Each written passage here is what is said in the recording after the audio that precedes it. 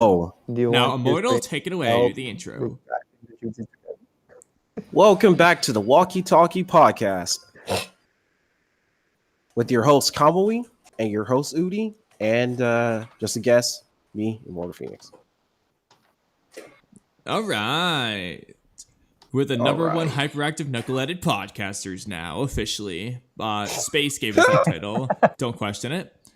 And we're going to do some reactions because in typical fashion, we take too long to do any reaction we do, which means our original group of 3 that we wanted to do, we only got through 1 yesterday. And now we've actually extended it into like 5 potential options. Don't worry about it. Now, that being said, Oodie also wanted to react to stream from yesterday when he wasn't there for a little bit. So are we starting with that? I mean, I was going to do that by myself, but like I could do it with you. Well, that's up to you, because originally you were going to do it at the beginning before, so I didn't know what your plan was there. I mean, I could just leave and go eat while you do it. That was my plan, but then my plan got shattered and crumbled into a billion tiny pieces, shards of glass. So I'm going to offer you a potential option. Do you want to do that while I go eat, or do you want to not do that? I can do it. Oh, actually, you know what? Immortal's here. I can absolutely do that while you go eat. That's a brilliant idea. Okay. I would have to obviously share my screen. Yeah, you share your and screen. You'd have to watch my screen, and hopefully it would all work. Yeah. And hopefully nothing ever goes wrong. Because if it does, it's just a Discord won't be here. streaming. I mean, it's so just a hopefully, Discord streaming. So hopefully, you know. Oh wait, I'm hearing you. Yeah, now. true. Oh wait, I'm hearing you. Now. I've never had. I've never had. Oh, you know why? Oh my god, that's so cool. This is my first time using this account, listening to your stream. So I always have the stream volume turned down, and I had to do it again this time because I wasn't used to it. Okay, yes. This is talking about Attack on Titan. So, Immortal, are you ready to begin? Yeah, I'm right there. No, I don't. Cool. Really Okay, and Immortal, you're watching my screen and all that. Yeah, I'm looking at the screen. Look at the screen. Well, you don't need to actually look at the screen. You just need to be able to hear it. You can do whatever you want technically on your end. But anyway, so we recorded this yesterday. Well, we live streamed this yesterday with King of Chaos. Shout out King of Chaos. And we're talking about anime, Jujutsu Kaisen. Then we derailed to Attack on Titan to discuss how it's the worst anime of all time. And we were bringing up the ending and its controversial nature and all that. And I've had a lot to say on this, and King of Chaos had a lot to say on it. But I didn't say anything on it, even though I had a lot to say on it, which is why now we're reacting to it, so I can speak on it. but also, I mean, yeah, but comparatively, we're comparing it to Naruto. Like, comparatively, we're comparing it to Naruto. I love Death Note, Hunter x Hunter, and Attack on Titan. Ooh. So it's a small list of most. Yeah, those are some pretty heavy hitters. Exactly. So it's worse than even Attack on Titan. Do you see the problem here? Do you not like Attack on Titan? No, he doesn't like the the ending. I love Is it because myself. of the ending? No, Is it he the hated ending? the whole day show. one. Okay, No, I love the ending because it ended the show. I like the ending too, honestly. I did. I don't care. I like I love the the ending. ending. I think that I ending was did good. Yeah. Yeah, everyone thought it was crap. Like, oh, Thank God it ended. It makes sense. And well, Ooh thinks Aaron should have won. So I would have been happy if he won. So Honestly. actually, I mean, I would hate we to do not derail condone this violence, okay? podcast. So Sorry, no, Aaron those should have don't won. even. I would hate to do this on Violence. this podcast, but like we could derail the Attack on Titan a little bit. On an off stream, I'll say this much for now. Then we can decide. Oodie and I, we were just doing some random call that derailed into 800 really good topics, but we did get on Attack on Titan for a while. And I mean, for an objective, actual critique of the show, Oodie and I did probably come up with, I think, honestly, probably the biggest problem with Attack on Titan, arguably anyway. So, Immortal, what do you think the biggest problem in Attack on Titan is?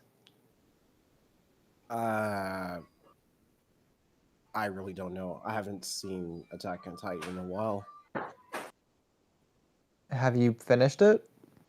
No, How far did you get into it? not that far. Okay. Immortal, I feel like you might not be best for this conversation.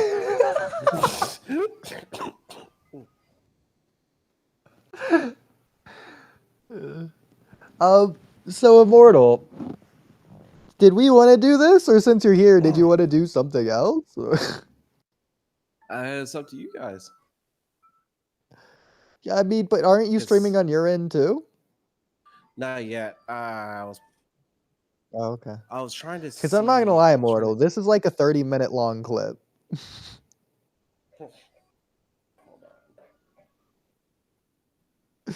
So,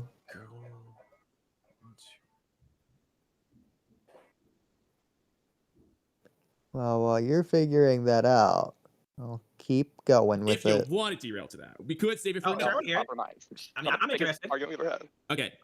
The biggest problem with Attack on Titan, I think, is that Marley just does not feel redeemable at all. Like Marley as a whole, the people like Falco, even Commander Magath is like the exception to the rule. The rare breed might who actually actually like feels redeemable. Most of them just suck. And long story short, at least, if they just made Marley feel like misunderstood people who could be, for example, if it felt like Marley was more focused on the fear than it was the anger aspect, they feel more redeemable because it's not like, you know, the okay, I'm Irish and Italian, okay? My predecessors were persecuted in America, okay?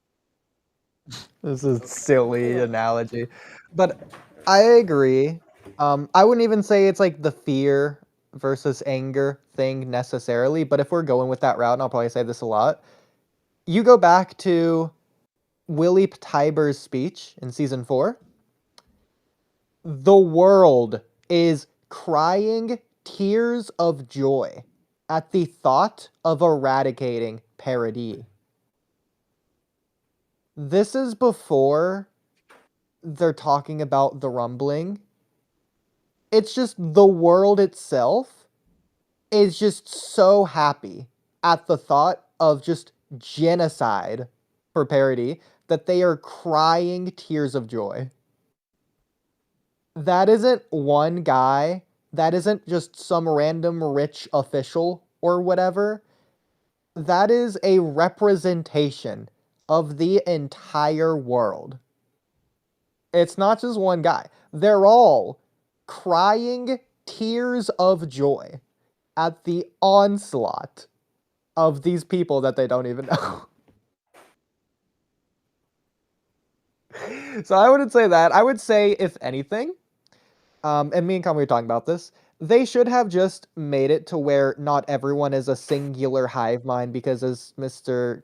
King Cass is saying later in this, or really Camcam saying later in this, is that Attack on Titan is supposed to be a representation of the world, of the current world.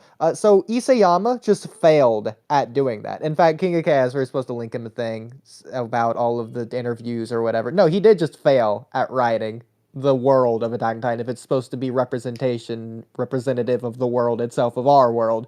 And I don't necessarily blame him for that, but I think he definitely went too far with trying to do it, which led to problems in the story. Because to some degree, every world should, to some degree, represent our world, but it can't be a one-by-one comparison because you're only one person as an author and a writer. And so if you try to write the world, it's going to be from your skewed, simplified worldview of what you think the world is, your subjective viewpoint of the world, rather than the objective world itself. It's going to be a lot less complex. It's going to be a lot easier to understand, which is a bad thing considering it's like how it's supposed to be with world building or whatever. And it's just like not the world, because it becomes so simplified, so skewed, so biased that it's not just simplified, it's literally just wrong. It's not that it's similar but different, it's that it's so distorted and contorted that it's shaped into something entirely different in the first place. So it's not describing the current world climate, because it's not a simplified version of the current world. It's a different version of the world altogether, and it's more simple. But yeah, let's listen to Kamui's analogy.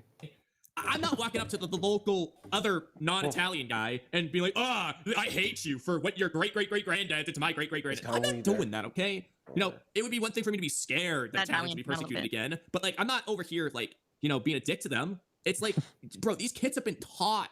It's in their education that what their ancestors did was bad. They know Okay, not to but do you the do same realize things. that like in Ireland, like Protestant and Catholics still actively hate each other. Way to Camcam to entirely miss the point. No offense to Camcam.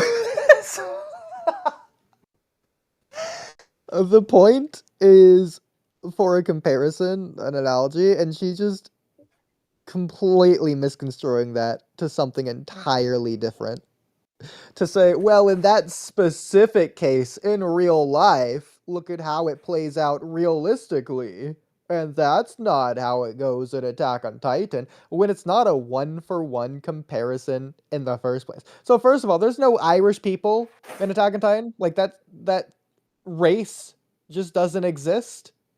So, like, the history there within of Protestant and Catholic, it's just not a thing in Attack on Titan. Like, those religions aren't in existence in Attack on Titan.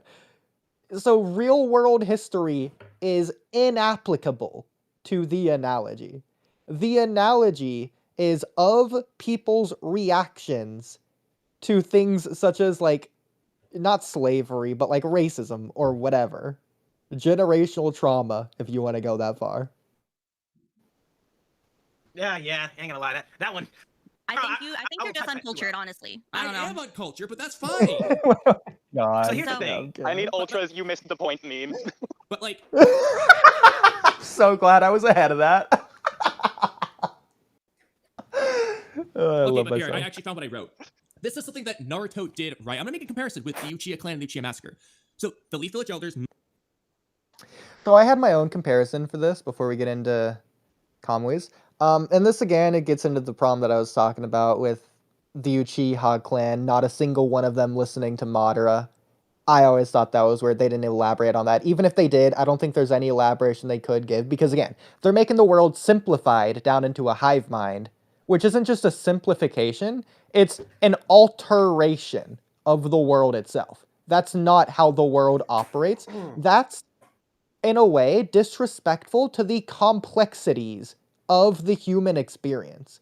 Humans itself, humankind is so wildly and drastically varied and different and unique that they're almost like snowflakes in their own way, and the fact that they're like different, not in the fact of like political snowflake. So the fact that everyone's so different, there's no possible way they could justify an explanation that not a single Uchiha listened to Madara. That's just not how people work. So again, unless we're saying that these aren't people and that Uchihas are a different species and Tobirama was actually secretly right all along, which, assuming he is, that's where it's actually a really interesting ethical discussion. Otherwise, it's just universally morally understood the correct decision there. Assuming Tobirama's right, that's where it gets into the interesting part of it. But that's not the point. That's Kamui's comparison of like the Uchiha clan to the coup d'etat that he gets to later. My analogy, comparison, whatever, wasn't to the Madara thing. That's just the thing from the other day that I was using. The thing that I was going to use for this, the hive mind example, again, not even the war, which we'll get into another stream, a future stream. What I was going to get to with this, in particular, was the fact that when Pain invaded, not a single one of the Leaf Villagers ratted Naruto out. Every single one of them was willing to allow not only themselves, but their family and the entirety of the rest of the village to die and burn up in ashes before they reveal the location of Naruto. It's not even being genuine and telling the Akatsuki guy, I don't know where he is. They're just being like, screw you, I wouldn't tell you anyways, cause I love Naruto. All probably like 20 to 30,000 of the Leaf Villagers. Statistically, that's not improbable, that's statistically impossible, okay? Realistically. Like, sure, I get there's people like Donzo who are like killing the frogs or whatever, but I'm not gonna count that. like, we're not talking about just shinobi here. We're talking about regular citizens. Just regular citizens. And they're not, like, all smart or whatever. Again, some of them have families, and they're just willing to let their children die before the possibility of revealing Naruto's location and a threat to Naruto or whatever. It's ridiculous. So, even looking at someone like Choza, freaking Choji's dad, the blubbering fool Choza, who actively discriminated against Naruto from chapter 1, that Choza, even Choza is fighting to the death with his child by his side. His child fighting the leader of the Akatsuki to protect Naruto? The kid that Choza, the blubbering fool who probably not changing his mind on anything, the adult, the elderly man who are stubborn and stuck in their ways, just like Danzo should be? Choza's the one defending Naruto? I refuse to believe it. Okay. Even if we want to give it to Choza, we're not giving it to the other 30 to 40,000 Konoha citizens. Okay. Little Mary Sue down the block is not being suffocated to death over revealing Naruto's location. It's ridiculous. And so to have the entire Leaf Village just not rat him out, in my opinion, is just simplified humanity, almost disgraceful to humanity as a whole. Bringing that back to Attack of Titan. Not a single Marleyan from the get-go has any ounce of remorse or care or empathy or sympathy or basic human emotions towards the Eldians at all. To any degree, any extent, not even a single one of them, not their whole generation as a whole. And again, like, if we're saying from our human perspective, oh, it's bad to kill the Marleyans even if they're wrong, okay, the rest of the world is, again, being a simplified version of humanity. Because even if we're saying that the Marleyans are evil, but even if they're evil, genocide's still the wrong answer, it's not deserved, okay. Well, if the Marleyans think it is, then the Marleyans are being wrong. They're being bad.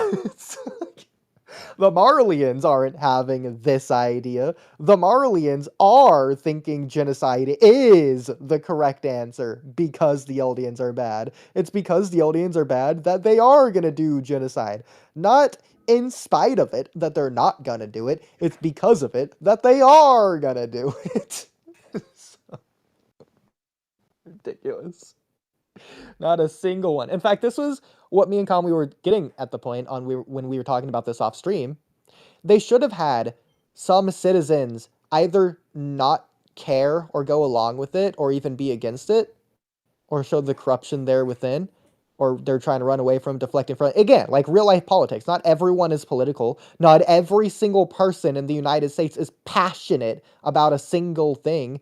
Even the people in Nazi Germany. There were literal people within the army that went against the army. Like, you can, again, there are statistics on these. I think I've mentioned these when talking about Attack on Titan before. I don't remember the statistics at all at this point, but only like 70% of the Nazi party went along with it, reluctantly so. And like 10% of them were just straight up all for it, just the psychopaths of society, just 10% or so. And then you have like, I don't know, like 20% maybe, that were just vehemently against it.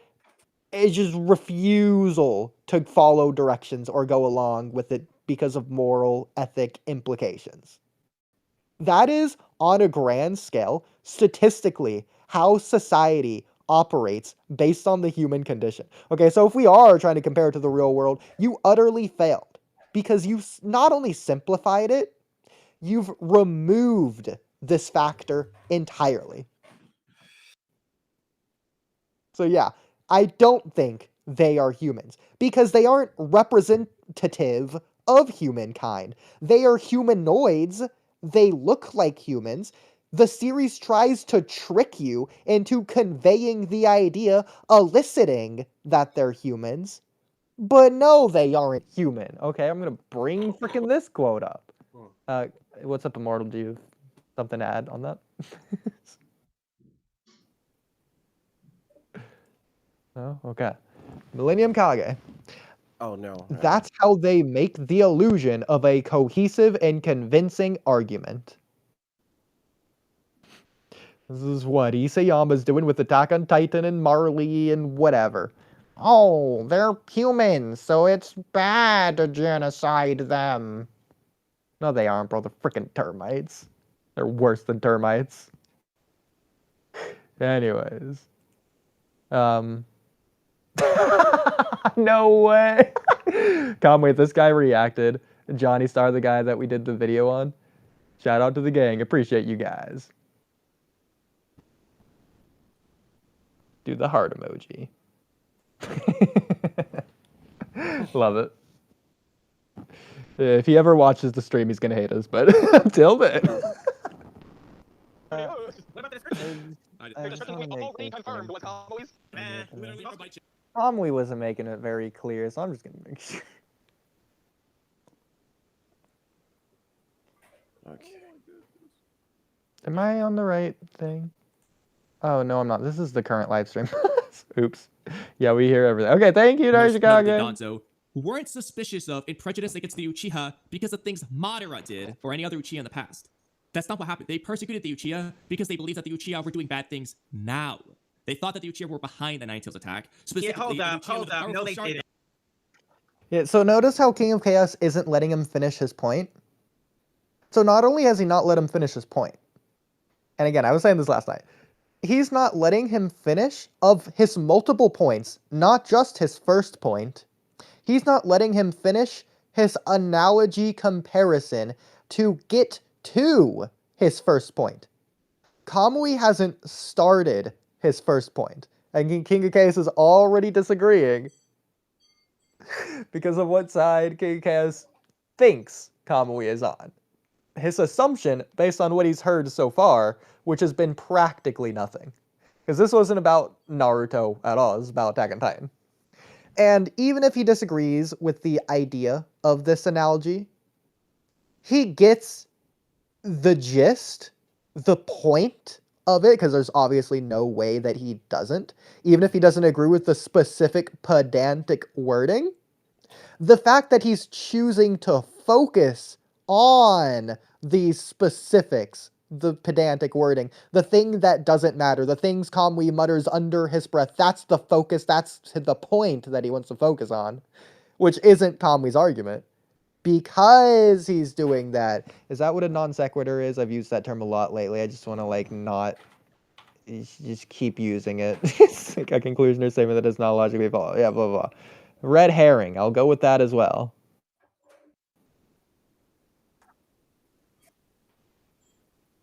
Yeah, whatever. Okay, and the point is, I think the point. No, it's not without reason. The Nine-Tails did just suddenly appear out of nowhere, despite Minato watching over Kushina Seal with his own sealing jutsu. There's a mysterious billion white people. Biwako. I'm sure you guys forgot her name. And the He can't even, yeah. He's not even going to let him finish. He's not going to let him finish, which is crazy. I think we can kind of skip this part because it's taking for freaking forever, and we're like 30 minutes into this analysis and like 1 minute into this. I haven't really begun. But... yeah, it's about the Genjutsu, blah, blah, blah. Blah, blah, blah. The point is the discrimination. Sorry, he was. He had no other options. It was either be slaughtered and suffer, or get sorry. He was. Okay. It was canon though. Man, look, I feel like it ain't canon. No, we're done with that shit. The Boruto Chapter 8 proved that. Thank you, Kamui. Exactly. No, I just wanted to comment on that too last night. That was Completely different ridiculous. series. Completely different series is crazy. It's because in fact, I want to go back just to hear it. That they have is because of their preconceived notions against them. They don't consider them humans. You can't say that you can't reinforce They're not their making them feel redeemable the way they approached it. Okay, did I skip way too far? So other people, Like, oh, the Uchiha are too emotional. Hashirama could suppress them. Other people can suppress a tailed beast. They can't. Yeah, like Kamui said, Hashirama's Hashirama's dead. Control them. No, but he can suppress them and make them bend to his will. Shoot. I mean, if that's the case, you're gonna see. And I agree that if Hashirama was alive, he would do that. Hashirama is very controlling. That being said, Hashirama, if he was alive, he would do that, and he would kick him to the outskirts of the village. I'm sure You Kamui know, would disagree. a Sharingan in itself is not.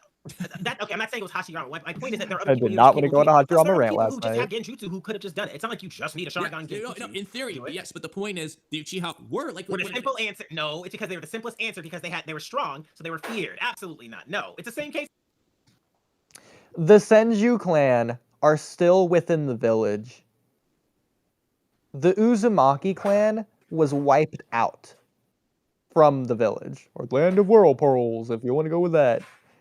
The Fuma clan, the descendants of the Uchiha, they are also still within the village. Both the Senju and the Fuma are still within the current Duplu Vortex era, seemingly, in the village. It's not a strength thing. If it was, they would have just been wiped out, same as the Uzumaki. It's an Uchiha thing. It's because the Senju are what they are. Not an Uchiha. It's not a Sharingan controlling the Genjutsu. No, they did not see the They did not see the nine-tailed fox with Sharingan. They did not. And I don't like using this as going to this, the Nine Tails attack. The Uchiha were already hated well before the Nine Tails attack. I don't care what Kamui says. The Uchiha were discriminated from the very beginning of the village. Even if you don't want to say they were, if you want to go with Kamui's interpretation, it's not starting at the Nine Tails attack. I know that's not Kamui's point here, but just adding on here. At the very least, the moment Madara left, or the moment Tobirama took over, blah, blah, blah. Then someone with the Sharingan might have been controlling it. But really, was Hashirama ever really in control? Isn't that what people say about, like, the current era of, like, well, who's really in control? Joe Biden's just reading off of the teleprompter. Hashirama wasn't making the choices. He was the one saying the decisions. Hashirama was bending his knee to Tobirama and whoever else. Tobirama was the first Hokage. Yeah, that's what they say. Sure, speculation. That is totally fine. Kind of like how in Attack on Titan, they thought they were going to do something bad. Shout out Camcam for transitioning it back to Attack So on that they Titan. thought they had to go to the That's island. not what they say. That's not what they say. They just call them devils, and there's no like, oh, It's not a think thing. The rest of the world didn't know the rumbling was even a possibility until Willie Tiber revealed it to them. And that's when they were like scared or whatever to speed up the attack on the island. To speed up the attack on the island. I'm going to say it again. To speed up the attack on the island with the rest of the world support. The rest of the world, especially Marley, was already planning to do so. It's just that Marley knew the information, and so they wanted to attack as soon as possible. They just did want to. But either way, rumbling or not, the rest of the world was going to attack them. They just wanted to do it as soon as they could. Because they're devils. Not because of the rumbling. Not because they're planning on attacking the rest of the world or Marley. They had no idea about any of that. They thought the Eldians were still struggling within those walls, ignorantly, blissfully, whatever. But yeah, they just hated them. For example, in the very end, the Marlians were scared that the Eldians would transform into Titans and like eat them basically because of what they just saw. Yeah, but no, they weren't.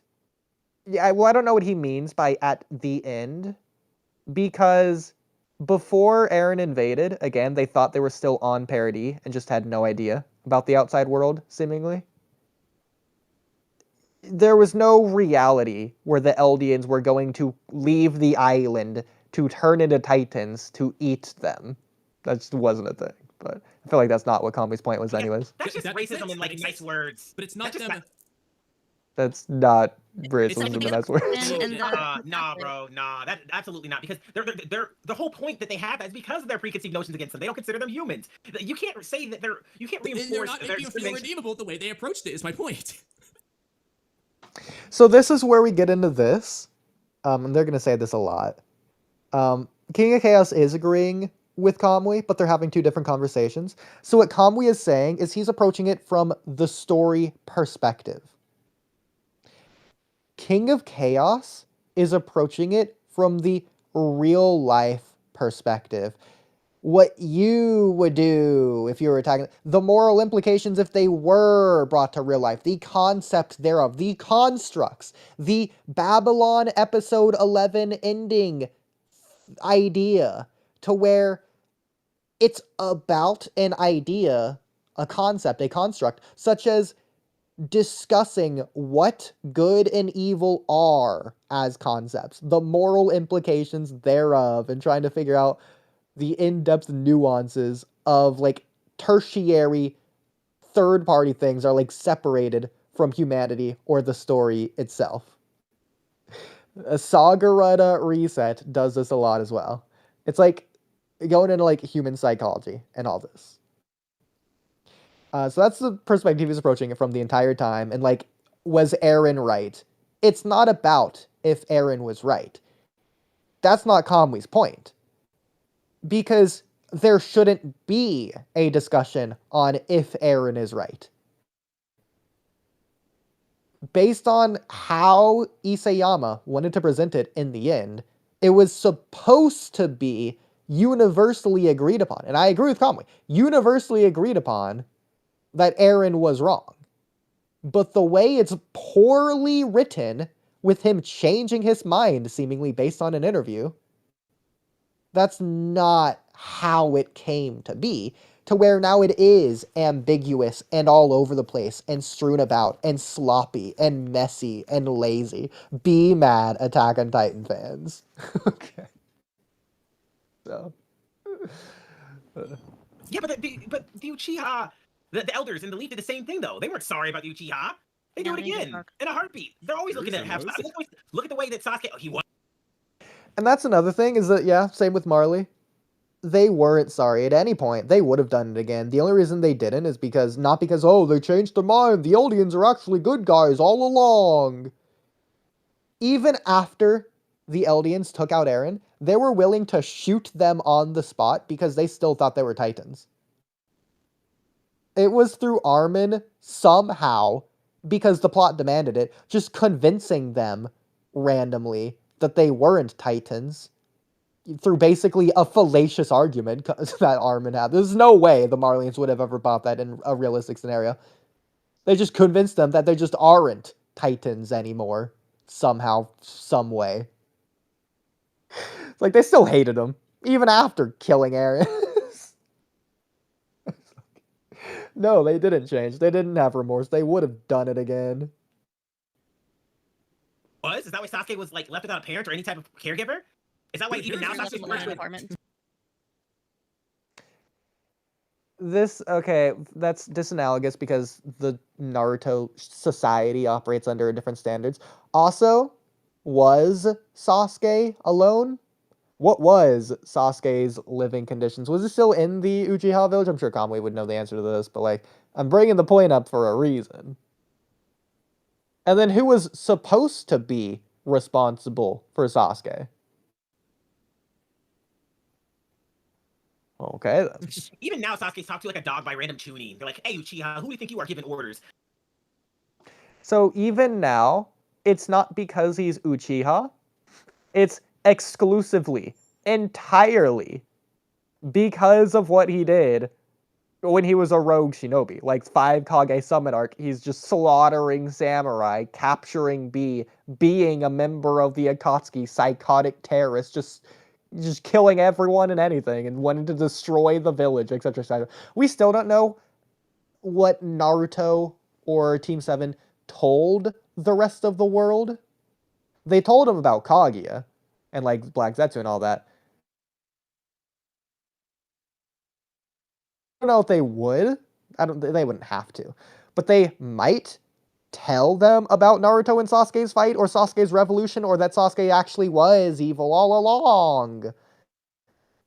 And that he didn't redeem himself, actually. But like, because like he wanted to slaughter like the 5 Kage. Do the 5 Kage knew that? Does Hinata know that? Does Kiba know that? Does Killer Bee know that? Like, did they tell the rest of the world Sasuke's plan, Sasuke's revolution, Sasuke's fight with Naruto, etc., etc.? I don't know. They could have lied and just said that Naruto and Sasuke lost their arms in the Kaguya fight, especially considering it's the arm that both of their seals were on. That's understandable and like actually believable. Some random tuning. That's because of what Sasuke did in the war.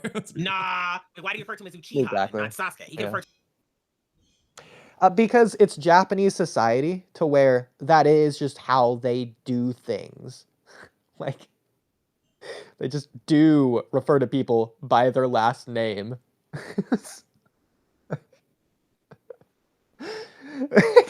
So yeah, that's the answer his there. first name if he really didn't fuck with. Nah, he said Uchiha. He meant that Everyone too. calls him Uchiha in Boruto now, so you can't. Shoot, I don't know. Hell no, they don't. Absolutely not. All the girls in the series refer to him as Sasuke or Mr. Sasuke for some Bro, reason. the only one who calls him Sasuke is Naruto and Shikamaru. Man, look, I'm gonna get a nice screenshot. Wait, we're kind of probably. I can't count any anime moments. It's gotta be Boruto manga, yeah. What, man? Okay, look. I thought anime was canon though. Man, It's a look, I different feel like story. the Anime ain't canon. No, we're done with that shit. The What? Boruto Chapter 8 proved that. Ah, It's a different canon. It's a completely different series. Completely different series. Is crazy. Yeah, bro, you can't be using the anime. Immortal. Okay, Immortal. Oh yeah, I had an outage fiasco earlier too. Anyways, by the end, I mean the very end of the story, after the slug thing turned everyone into a titan. Commander guy was worried. They turned into titans until Armin convinced him they can't. Okay. But again, Armin convincing him they can't just doesn't make any sense. Come on. Because he doesn't... Why would he believe them? He wants to shoot them. He doesn't like them. Armin's like, oh, well, if I could, don't you think I would have already? No, I don't. Like, what do you mean? It's not easy. The manga's redoing the blank the anime already filled in, so we don't need that anymore. You're trying to manipulate us. You've proven you're a blatant, multiple times repeated manipulator. You're Armin, like the leader of the alliance. Of course you're trying to manipulate them. Y'all hate I don't now know. you're saying filler is no anime is filler. I just think that the Marlians aren't really portrayed as redeemable, where they could have been played out. Like, the average Marlian should have felt like they were redeemable, and it just didn't feel like they were. And it makes the reader, a lot of readers, it makes people like Oodie want to watch them burn, like Aaron. So yeah, it's not about the average Marlian necessarily, but if they are going to show society on a grand scale, which I believe they did, they can't have all of them passionately hate the Eldians. Some shouldn't care, some should be scared of their own government, some should support them, I'm fine with that. And some should be just vehemently against them. That's how it is in real life. Even if you go with statistics to where it's less of them, have at least a couple of them, unnamed people and named people, because you can't have Falco as your poster child and saying, oh, Gabby changed. Bro, that's the worst example Camcam could have used. Freaking Gabby. Really? The person that shot off Aaron's head? Like, no, bro. Not using Gabby's redemption to say all Marlians are redeemable. Even if they're hypothetically redeemable, hypothetically. If we're just using Gabby to say that all Marlians are like Gabby, despite being portrayed as if they aren't, even if we are going to say that disingenuously, they aren't like Gabby yet. They haven't become like Gabby. Just because they can in the future be redeemable, they aren't redeemed yet. They're still bad people at the end of the story. Like, what do you mean? The fact that we have that time skip that you always mention, and oh, the world's still at war, there wasn't peace. Yeah, you know why? Because they weren't redeemed in the past, present, or future. Wow, isn't that crazy? Because they're not freaking humans. They don't have the complexities humans have. They have simplified brains. Why do you think they did this? History does repeat itself in Attack on Titan. That's why. It's literally common sense. Like, I don't know what the problem is with that. So how me and Kamui were discussing writing it, not only just random citizens, but then also you could have also higher up officials as well. Even if you want to say the upper officials are more corrupt That's fine. You could still have some soldiers be not fully on board, redeemable in that regard. Just some soldiers support the Eldians or whatever. Because having Unrakyapone, or whatever his name is, I'm not going to count him. He's not even freaking Marleyan. Or the Azumabitos, all three of them. I'm not going to count that either. And then you have what? Yelena? Yelena the psychopath? The psychopathic redeemable character? That's what we're going to go with? No. No, bro.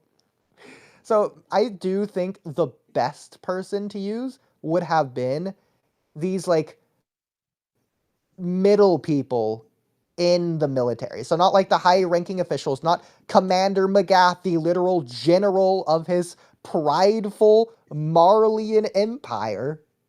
You don't need to redeem him. Redeem, like, quote-unquote redeem, show it's possible redeem the middle people. People like Niccolo. But again, Niccolo is the exception, not the rule. Because what Kamui's saying is exactly right. And the story isn't trying to make you feel that way, clearly, by the whole... Oh, yes, it is. Oh, you guys are reading it wrong, man. The story wants you to feel... I love that. He's literally the one reading the story wrong. But it's not his fault. It's literally Isayama's fault. So again, this goes back to they're having two different conversations. They're speaking past each other. Kamui is saying what the story is conveying, whereas King of Chaos isn't talking about the story. He's talking about what we got. It's the moral implications beyond the story. So he's not talking about narrative analysis or structure or anything like that. That's what Kamui's talking about. I want you to root for Eren. I think that by the end, That's how I saw it. Eren is wrong. Oh, Yeah, what? you're supposed to think Eren is wrong. Absolutely not. And Eren is acting what- in defense. Absolutely not. And again, it's not about Eren. We're shifting the goalpost of what the conversation is about by even mentioning Eren's mindset, philosophy, ideology, actions, etc. It's entirely about the Marleyans in this case. I don't care whether or not Eren is right or wrong. Eren from season 3 is my least favorite character in fiction. Eren can go die for all I care. Especially based on that crap ending finale. He's awful in that. It's not whether or not Eren is justified. It's entirely about whether or not the Marleyans are redeemable or not. But the series portrays King of Chaos is proving me right. What? Chaos, you're proving my point. Then if you feel that way, that's a sign that they made that mistake. You're not supposed to think that. It's because towards the end they didn't make it clear. So he asks why, but Kamui's already explained. It's because the series was trying to be written in the way to convey that Eren is universally wrong. Because again, just as Kamui's discussing later on, the presentation alone, the fact that it switches to Armin and Mikasa, and Armin and Mikasa are presented as the good guys. It's not supposed to be ambiguous. They become the protagonists. Okay. You're supposed to be rooting for Armin and Mikasa. And what is Armin and Mikasa's goal? To stop Eren. So Eren is the antagonistic figure, regardless if Eren is right or wrong, regardless if Eren is the good guy or the villain. That's not the conversation that's even being had here. But it's the conversation King Case is trying to make it to be. Eren can be right and the good guy, and he can be the antagonist. That's just how stories can be. The antagonist is the one who's diametrically opposed to the protagonist. The protagonist doesn't have to be a good guy. Look at the movie literally called The Bad Guys. I think that's what it's called. It's like the Pixar movie that recently came out. Literally following bad guys. It's like a group of bad guys. They're the protagonists, and the antagonists are the police. Or even the movie The Beekeeper. That's on Amazon Prime. I watched it recently. The protagonist is like a quote-unquote a beekeeper. It's like a sleeper agent government guy. It's basically John Wick. That's what the beekeeper is in this case. Or like The Equalizer, if you want to go that far.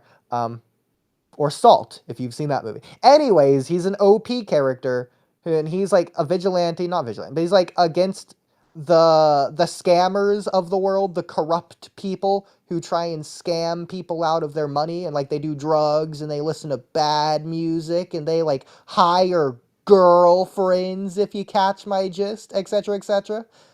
Those types of people. And then the beekeeper tries to stop him. But then you have the FBI, who are also trying to stop the beekeeper, because the theme of this movie is about like, well, who do you work for?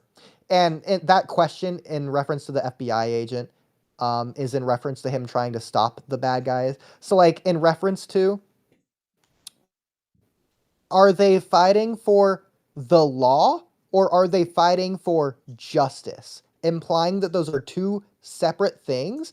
In fact, they're differing things, polar opposite things in this case. So the FBI agents are fighting for the law, and the beekeeper is fighting for justice. Because of that, they're on opposite sides, even if both of them are united in trying to take down the scammers. They're both trying to do it, but they're both going about it different ways.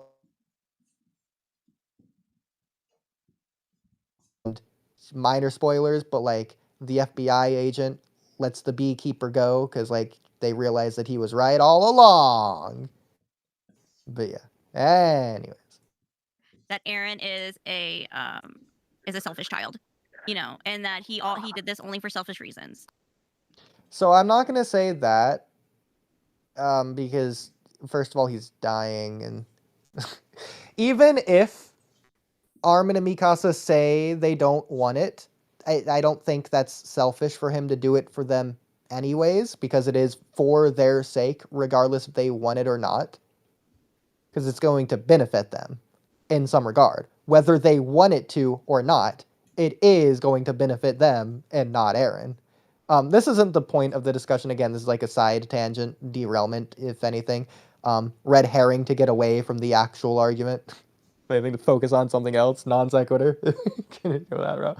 But I would definitely say Eren's not being selfish in that regard.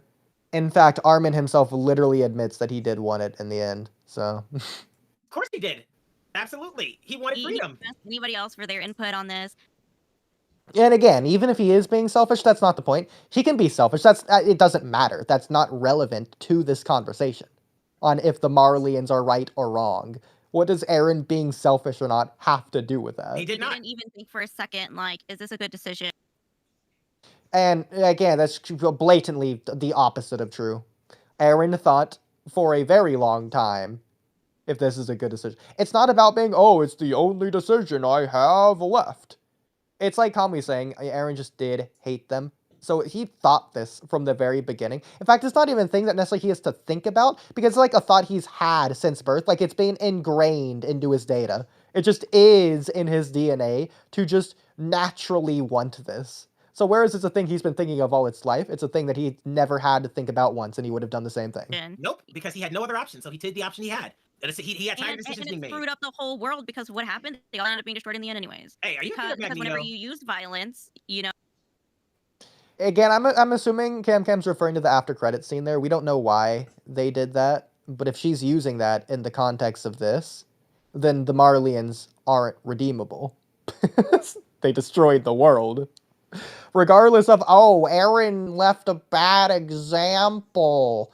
Well, Armin and Mikasa and Reiner and John and everyone else that were striving for peace afterwards, just like Eren wanted them to, they were leaving a good example after the fact.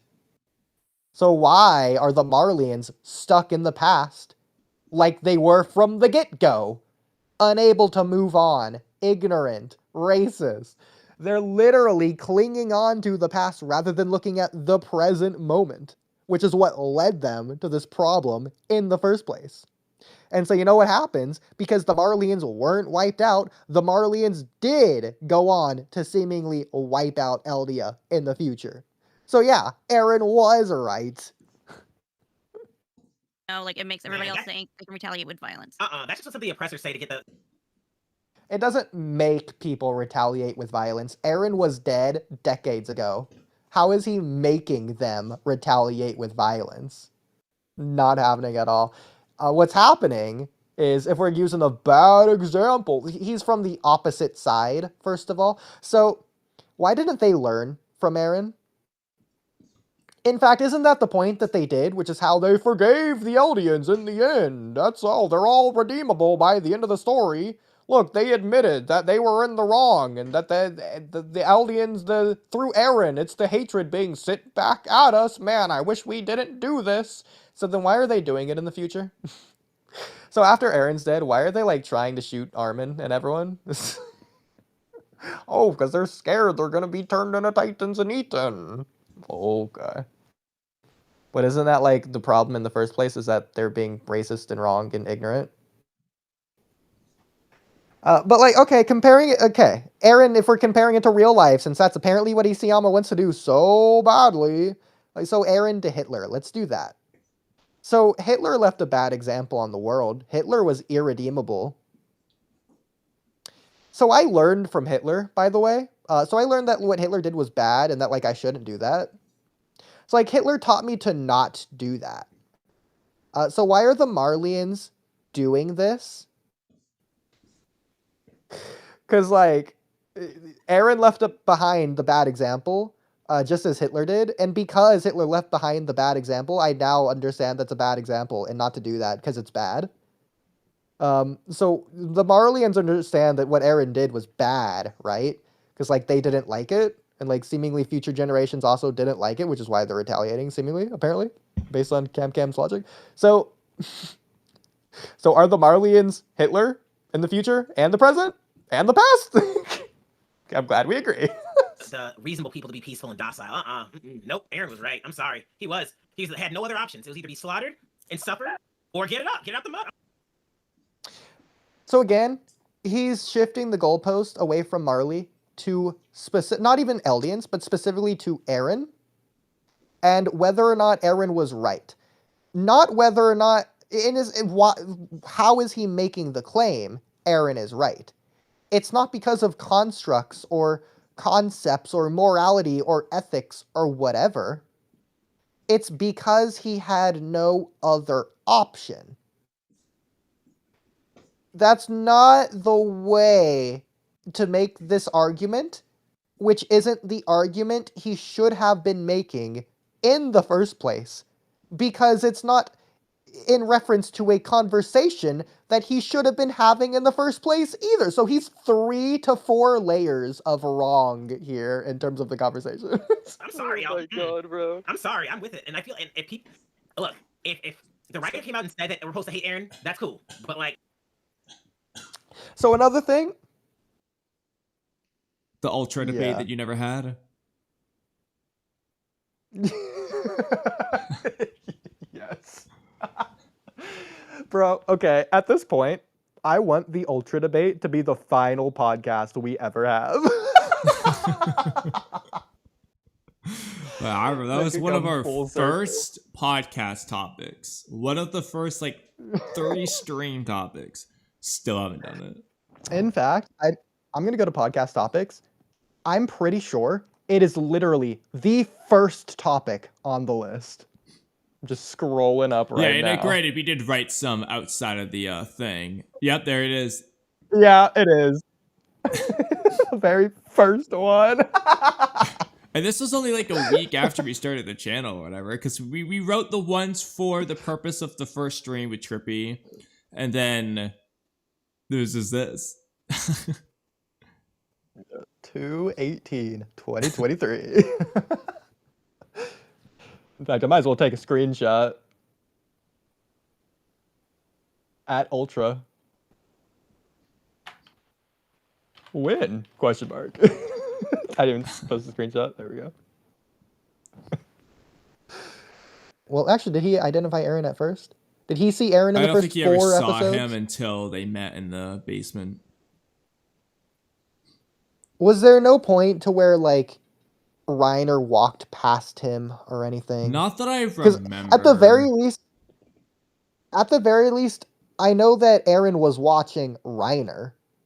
I don't know if Reiner ever had proximity of Eren within eyesight I mean, or whatever. at the absolute most, it would have been like from a long distance, Aaron's just in with the injured crew, and he just like swivels his head around, and Yeah.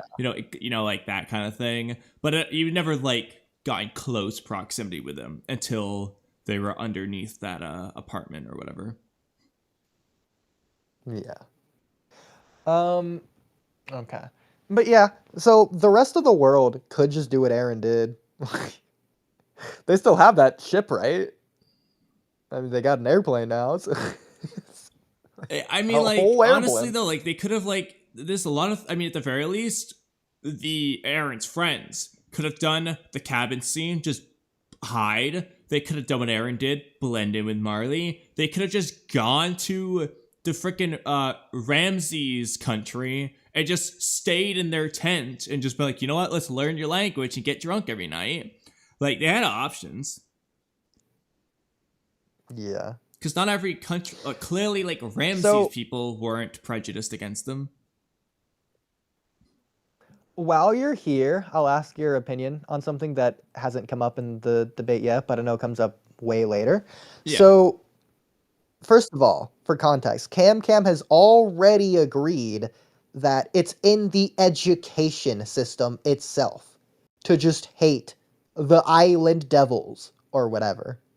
It's literally brainwashed into them, propaganda, all of it. It's just into them at that point. So later on, they do mention what you're talking about, frickin' Ramses people. The thing is, Ramses people didn't hate the island devils because they didn't know who the island devils were. They were just refugees to them that didn't even speak the same language. Hypothetically, and there's no wrong answer here, hypothetically, if Ramses people did know they were partying with the island devils, do you think they would have actually hated them? So real quick, I guess part of this could depend on the before or after scenario of it. But if it's before, like they already know in advance before they meet them, we don't know enough about those people to say exactly how they were, but based off everyone else in the story, I think it would just be more likely that, yeah, they would hate them because literally everyone else in the world does. If it's one of those things to where after they've already partied with them, though, they might be more like the lobster chef guy. What's his name? I forgot his name for a second. You said his name earlier. Niccolo.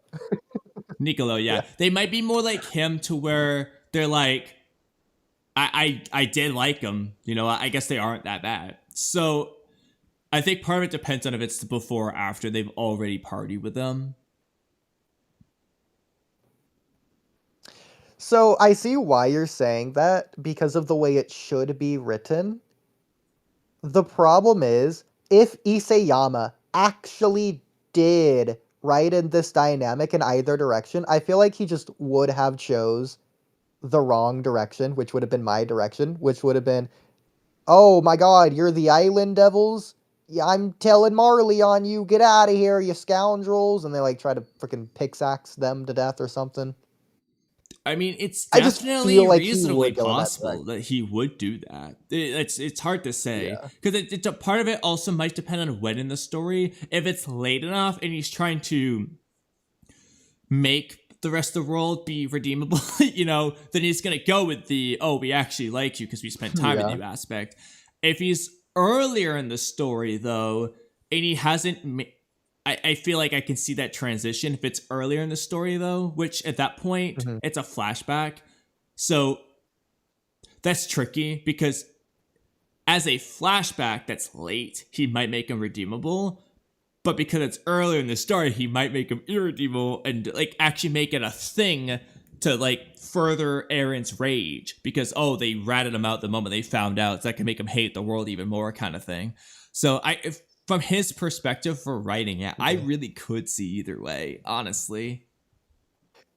And honestly, I think that's a problem, again, with the writing, because that just proves it's inconsistent.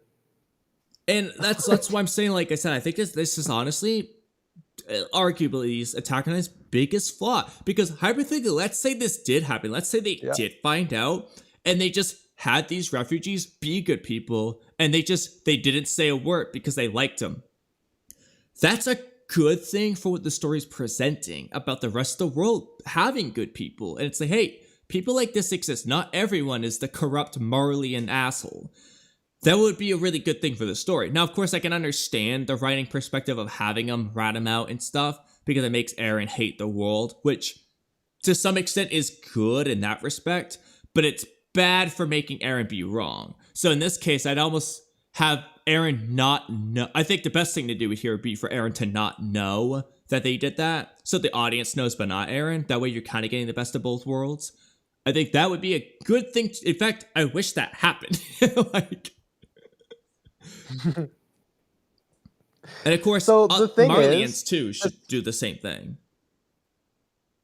Okay, so especially with this, if they're going the route of having these people rat out the Eldians, if they're doing that, then do you think the rumbling would have been presented from someone else's point of view, or just an ambiguous point of view, or do you think it would have stayed with Ramsey's point of view? Because if they rat them out, the audience isn't going to like these refugees. Yeah, we couldn't have done Ramsey. Well, I mean, if they did, that would just be bad because we'd be cheering. It's like if the rumbling started from the perspective of the freaking dude that killed Grisha's sister. Like, we would be cheering for him to get stomped on. So you can't do that. Exactly. Technically, the rumbling starts from the perspective of those soldiers, that the Navy fleet, and then the people. Yeah, I know.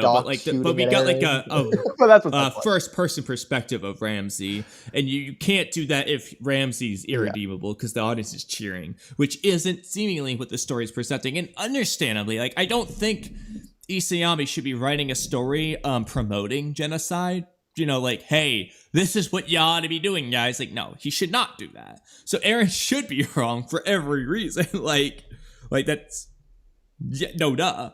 But yeah.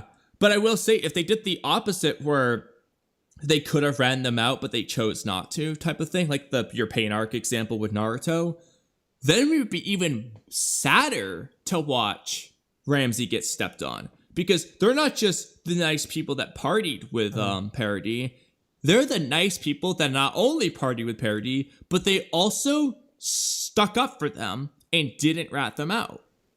So that's what I'm saying. I think this would just straight up be better if they had that little scene. Oh, actually, okay, this is interesting. So assuming we're not changing this scene, would this make Eren crying to Ramsey saying the rest of the world was a disappointment, would this make the scene more or less impactful? Because Eren crying to Ramsey would be more impactful, but saying the rest of the world is a disappointment would be less impactful because these people are part of the rest of the world and they didn't rat him out.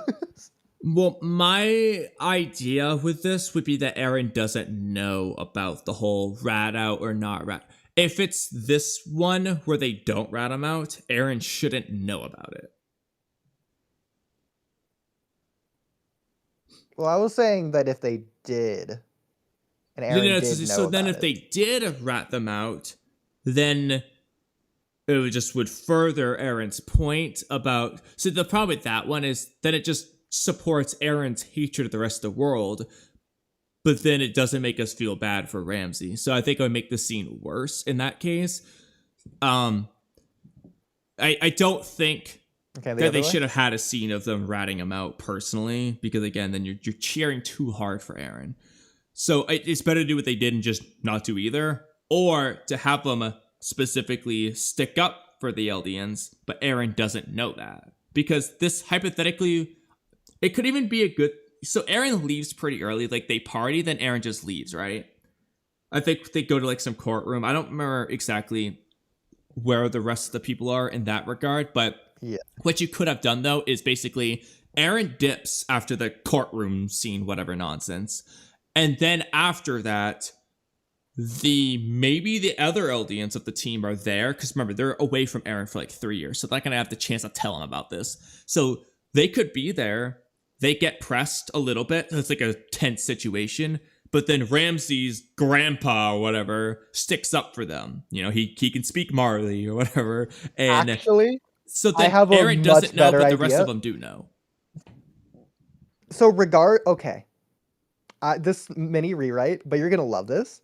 And it doesn't matter which way you lean, because in this case, they're not being ratted out because these people don't know. So, okay, we're just going to change the courthouse scene to where instead of some random bozo Marley and giving the speech, it is one of those people from the refugee camps. So the refugee people do hate the Eldians, but they don't realize that they were partying with the Eldians. And if they realized those were the Eldians, would they have changed their minds? We don't get the answer to that. That could be a good alternative. I think that makes them more interesting. As well as that makes it more reasonable, understandable why Eren would storm out of there like that. Because like a Marleyan doing that, that's understandable. He's just watching what he already expected to happen. But it's more of a shock if it's someone he was just partying with, someone that he thought would have liked him.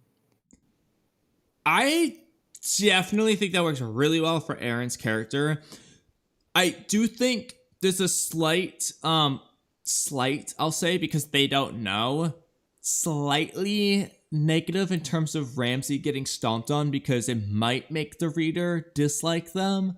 Of course, the saving grace is that they don't know. And so maybe what you could even maybe do is have, I don't care if it's in that scene in the speaker's head or if it's a different scene, have those people reminisce on those friendly people they met and partied with that day. And so they don't, like, it's very clear, like, they like Eren and those people they met, but they just don't realize that they're Eldians. That's probably how I would approach that one if you're going to go this route. So that way it's clear. They are good people. They just don't know any better because they're brainwashed.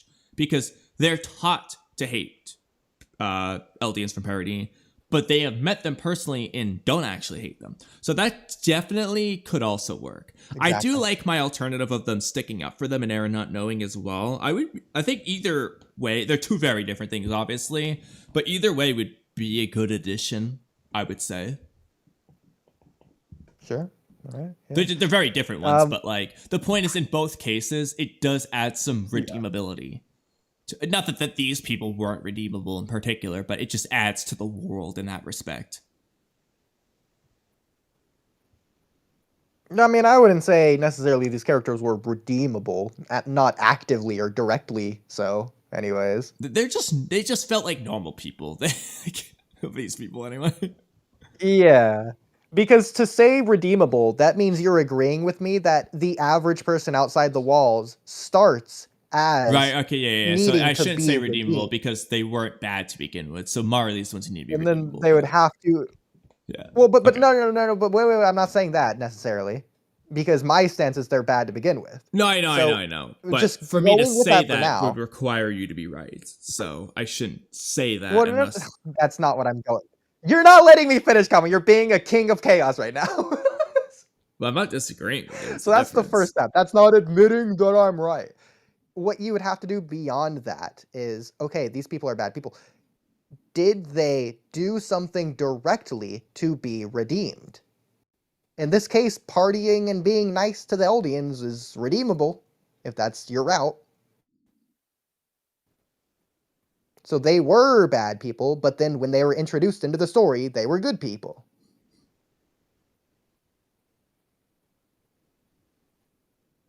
Is the route that you would like to take that in. Okay. There you go.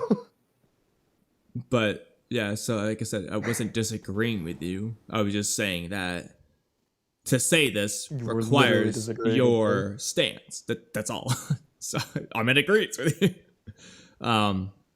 Okay. But either way, I think either of these additions could have been good. Yeah. Because I mean, I'll let you get back to the video. I'll just keep walking around. But I mean, the overall point, which we've already agreed on, but it's just the rest of the world needs to feel nicer. Also, real quick, I don't know if you remember. I remember we talked about in that off stream call about the whole Yelena rewrite. I don't know if you remember it at all. I wish I wrote down this shit, but I didn't. We probably thought we were going to talk about it stream like the next day, but we didn't, so. Yeah. No, we definitely talked about this and it was really good. My original premise was that I was just going to remove Yelena entirely. But we did something different. We backtracked on that. Maybe we were changing. Yeah, it's not that we like included Yelena. We changed it to where instead of Yelena, we did something else. I know, and I can't remember. It might have been some other Marley.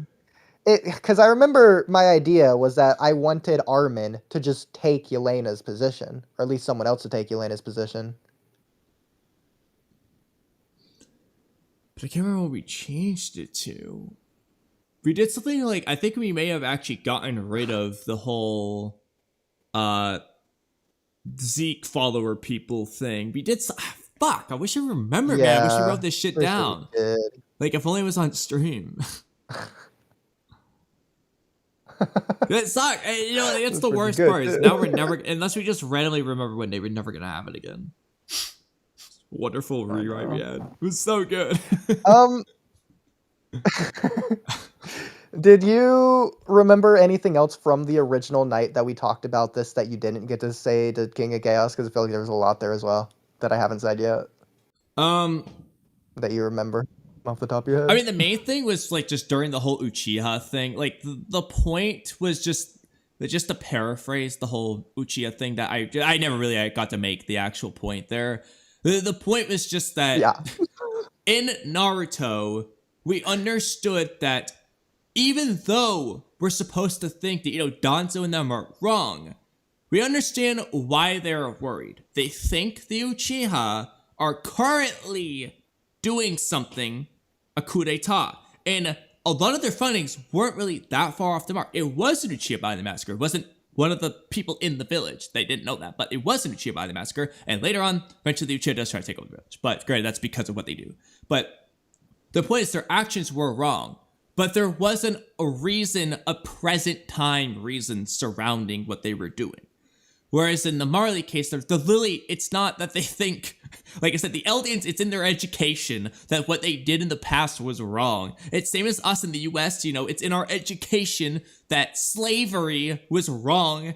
And, you know, the average person's probably not expecting, you know, your local kind kid down the street to be a slave owner because we're well beyond that point. We know it's wrong, and the average person thinks it's wrong. So these kids in Marley are taught their ancestors did bad things, and all of them are trying their absolute hardest to show that they are good Eldians. They are trying so hard to prove that they are good people.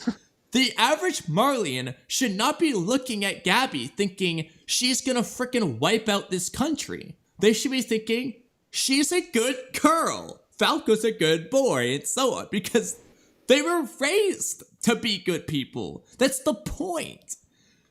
They're not justified in being dicks to them because of what freaking great-great-great-great-great-great-grandpa King Fritz did. You know what I'm saying? That's the problem. If there was like I don't know, just a freaking accident, I don't know, freaking explosion, bomb terrorist in Marley, and there was some evidence to indicate it could have been an Eldian, that's basically the Uchiha situation.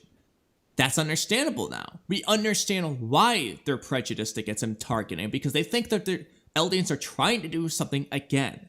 The problem is, there was nothing to make them think that. They were just salty about something from 2,000 years ago. That's the problem. And that's why I was trying to compare with the Danzo thing, because I was like, sorry, King Rez, I know that what Danzo did was wrong. That's not the point I'm making. The point is I understand why he was concerned. I don't understand why Marley's concerned with Gabby. She's not even a Titan. They know. That's the other thing. Well- The Marlians know that they can't just turn into Titans unless you inject them with the serum. They know that. Yeah, bro, that's what I'm saying. It's bad. So, okay, whatever. All I know is my Wi-Fi is going in and out, so we might not be able to continue. This is like the 4th time it's done this in the past 5 minutes. Really? I didn't notice. But anyway, we can go back to the video you were reacting to, and then Okay, well, I feel like you didn't listen to a single thing I just No, said. I did, that but was I true. mean, like, we can try. I mean, we're not even done it. Sure. We'll just figure it out, I guess. And I'll go back to and upstairs Make that to 5 make my times. next It just meal. happened again. I mean, you're still here. Okay. If I press share screen, let's see if my computer crashes or not. Still working. Okay, Kamui, can you hear me?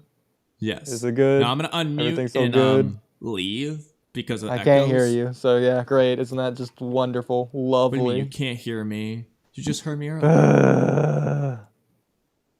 Okay, and I can hear sound. So, oh wait, I know why. It's because I muted this so I could hear your thing. Okay, you're good now. All right, so I'm going to unmute your stream, and I'm gonna walk away to make my next meal while you finish this. Okay. Yeah.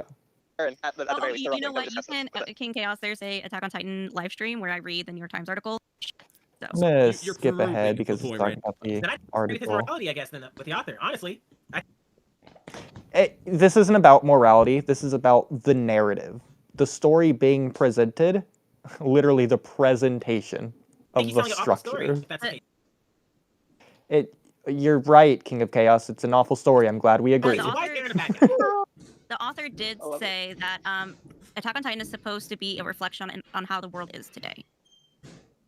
And I've already explained this, but it's too simple to be the world, so much so to the point that it is not a reflection of the world. It's not a dumbed down version of the same world. It's so simplified that it is just a different world because it's too contradicted to our main world. It's not just lost elements, it's inherently changed the elements that are there that consist of both worlds. And he said he didn't want to make it a happy ending because it would be too corny, is kind of how he put it. Mhm. So he said like he that's why he made the ending the way it was. Everybody's like, well, you should have made a happy ending where everybody lives. And he's like, well, in our world, that doesn't seem like it would be possible, basically. So And again, it's really, really funny considering like that Attack on Titan video we reacted to of like, oh, people that think Eren are right, here's what they expected the ending to be like. And it's like Pixis like, Eren, my boy, I'm glad you're back from killing the world. It's like, yeah, bro, I'm a Giga Chad. We need King of Chaos's reaction to that video. It's so good. that's why he made the ending the way it is, kind of thing. But the author wants us to hate Aaron or like not root for him type deal. It's more just like It you're makes his supposed to- motivations more clear in the New York Times article. Okay, I'll definitely interview. read that then later. I mean, because as far as independent I'm of concerned, authors, behind the scenes interviews, intent and stuff, I just like the fact that it switches to like Armin and Mikasa being the protagonists and really the heroes of the story. That's what I was saying earlier. I don't even think we're supposed to hate Eren or even necessarily think he's wrong for what he feels.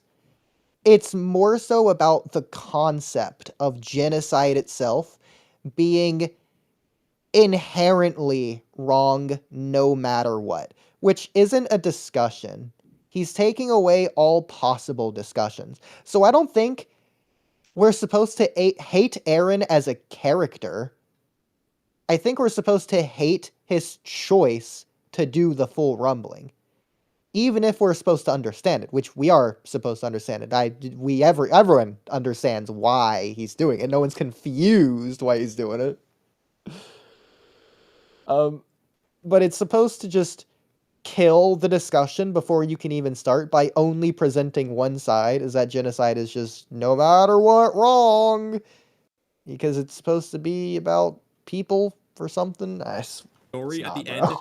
like, and all of them trying to stop Eren, and that's like the ending they stop there. I feel like it just kind of Humanoid. is meant to indicate that like Armin's side is the correct side. Hold up, yo, I'm sorry. Can I go then? Can I?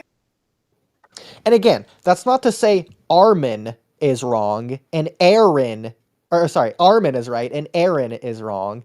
It's to say that it's to say that the views, the side of genocide that is correct was Armin's side, and the side of genocide that was wrong is Aaron's side. That's how it's supposed to be framed. Not that Aaron was right or wrong, or that Armin was right or wrong, but that genocide is wrong, and that's the belief held by Armin. Which is why Armin wins. I could for 1 second. Just one. Which, by the way, Armin's actual literal reason of winning in the series has nothing to do with that, which is just inconsistent between plot and story, which is the absolutely wrong thing you want to do there, but whatever. I'm sorry, I don't agree with that take.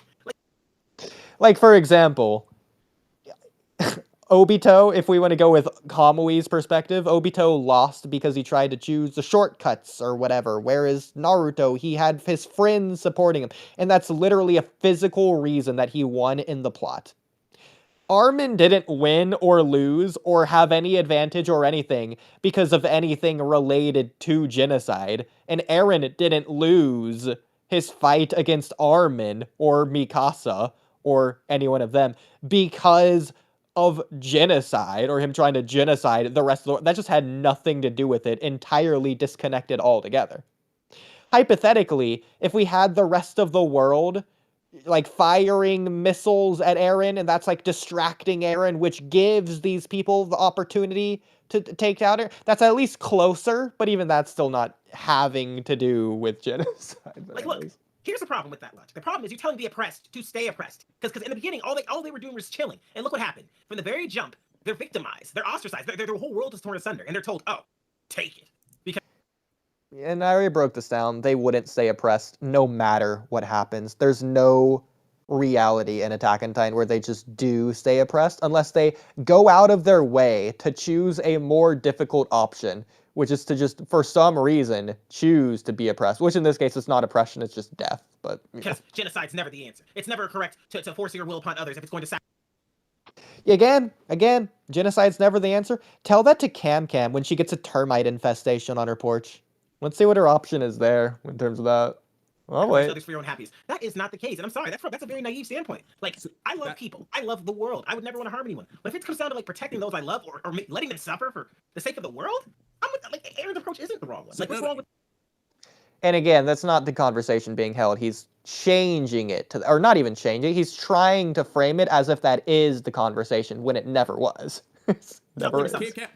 You're proving my point. That's the problem, because the reason why you're saying that is because of how Marley is presented. What I'm saying is they're presented as irredeemable assholes who are going to be ruthless, terrible people, and so yeah, they should all burn because they suck. That's why you're saying that. But if they didn't suck garbage, dog shit, poo-poo pants. Yeah, so because of the way the story is, I'm right.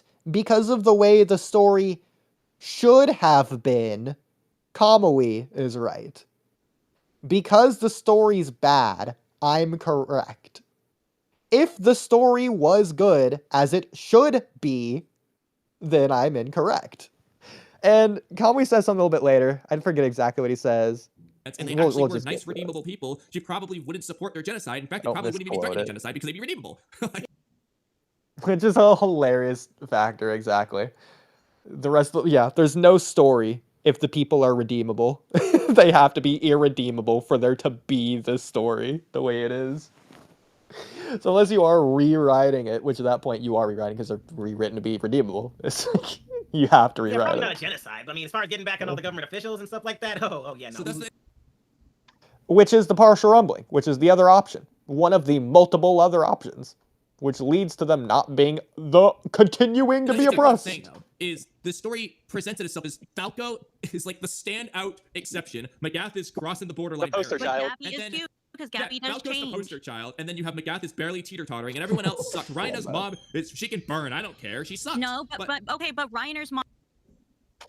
Bro, and then Camcam again latching on to the least important part of your argument, attacking the weak link to try and make the entire argument fall down when this isn't even your argument. It's so disconnected, it's not even related to the point.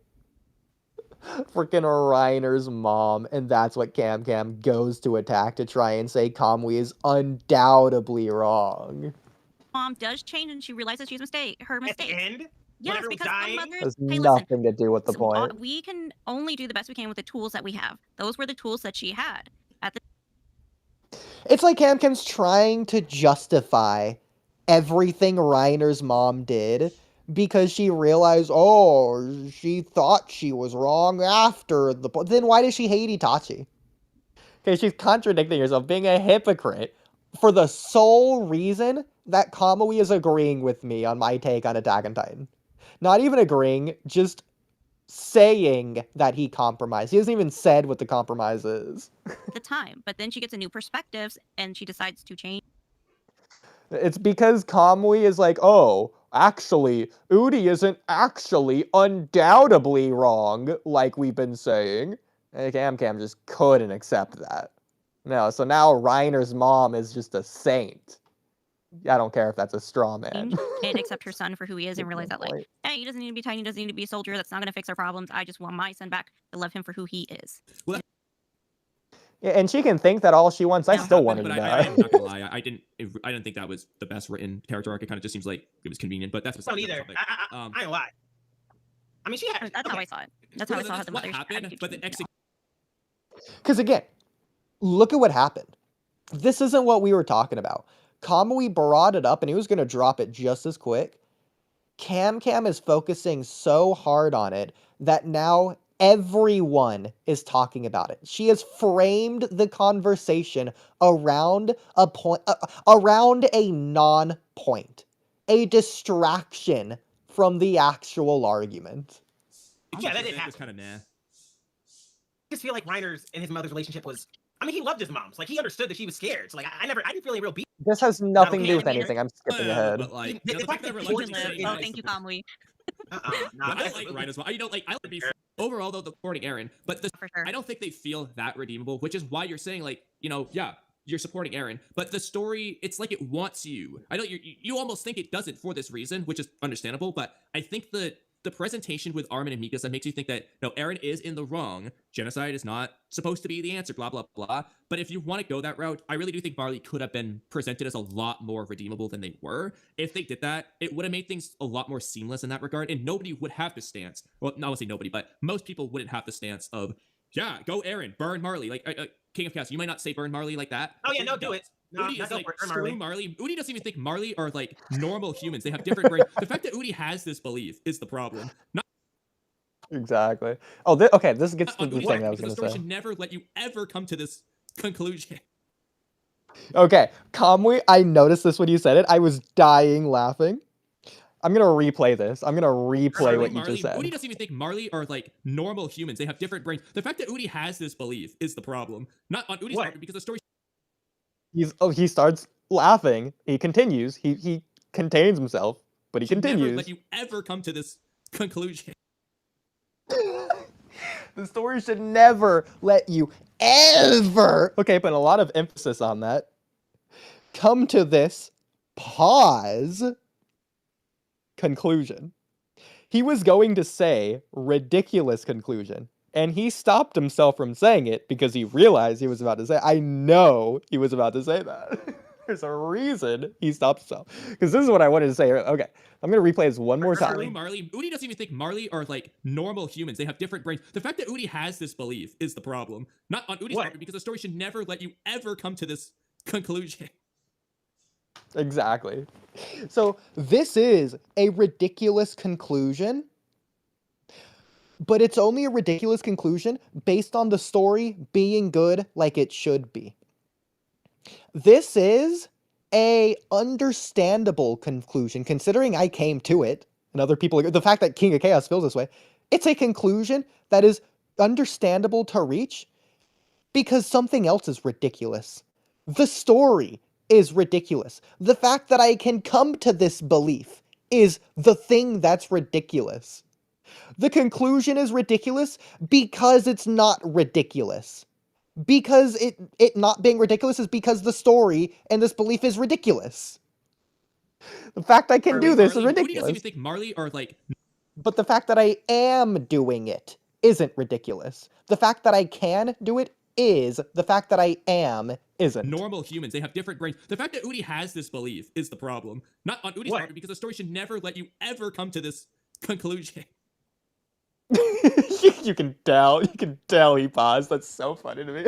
That's the part that stood out the most. I love it. Oh my god. Yeah, okay, so again, coming back to, and also let me just check stream just to make sure Kamui did update it. Okay, cool. Kamui did update it to make sure he's watching my screen. Okay, good. Just make sure. Okay. Going back to this, Millennium Kage, that's how they make the illusion of a cohesive and convincing argument.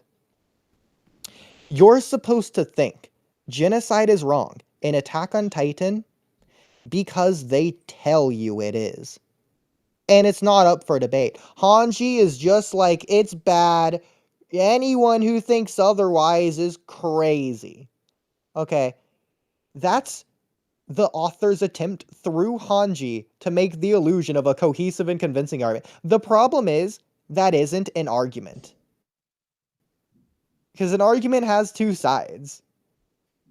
So it's an illusion. And they're trying to trick you into thinking it's cohesive and convincing, but it's not. Okay, again, show, don't tell. They're telling you it's just bad without having the conversation. And then they're also not showing you. So it's really they're not even telling you because they're not having the conversation. They're telling you without the conversation, and then they're just not showing you. Like, if they just showed you, that would just be so much better. But they're just trying to just... Because you want to believe Hanji because it's Hanji. So whatever Hanji said in that moment, whatever direction the story would have gone with, we would have just been like, oh yeah, it's obvious. That's what everyone would have thought the whole time. If Hanji in that moment was actually like, we need to support Eren because of everything the Marlians have done to us. They don't deserve to have a single thing forgiven. And then the story just kept with that the whole way through, as they had up to that point, basically. Nobody would be questioning it.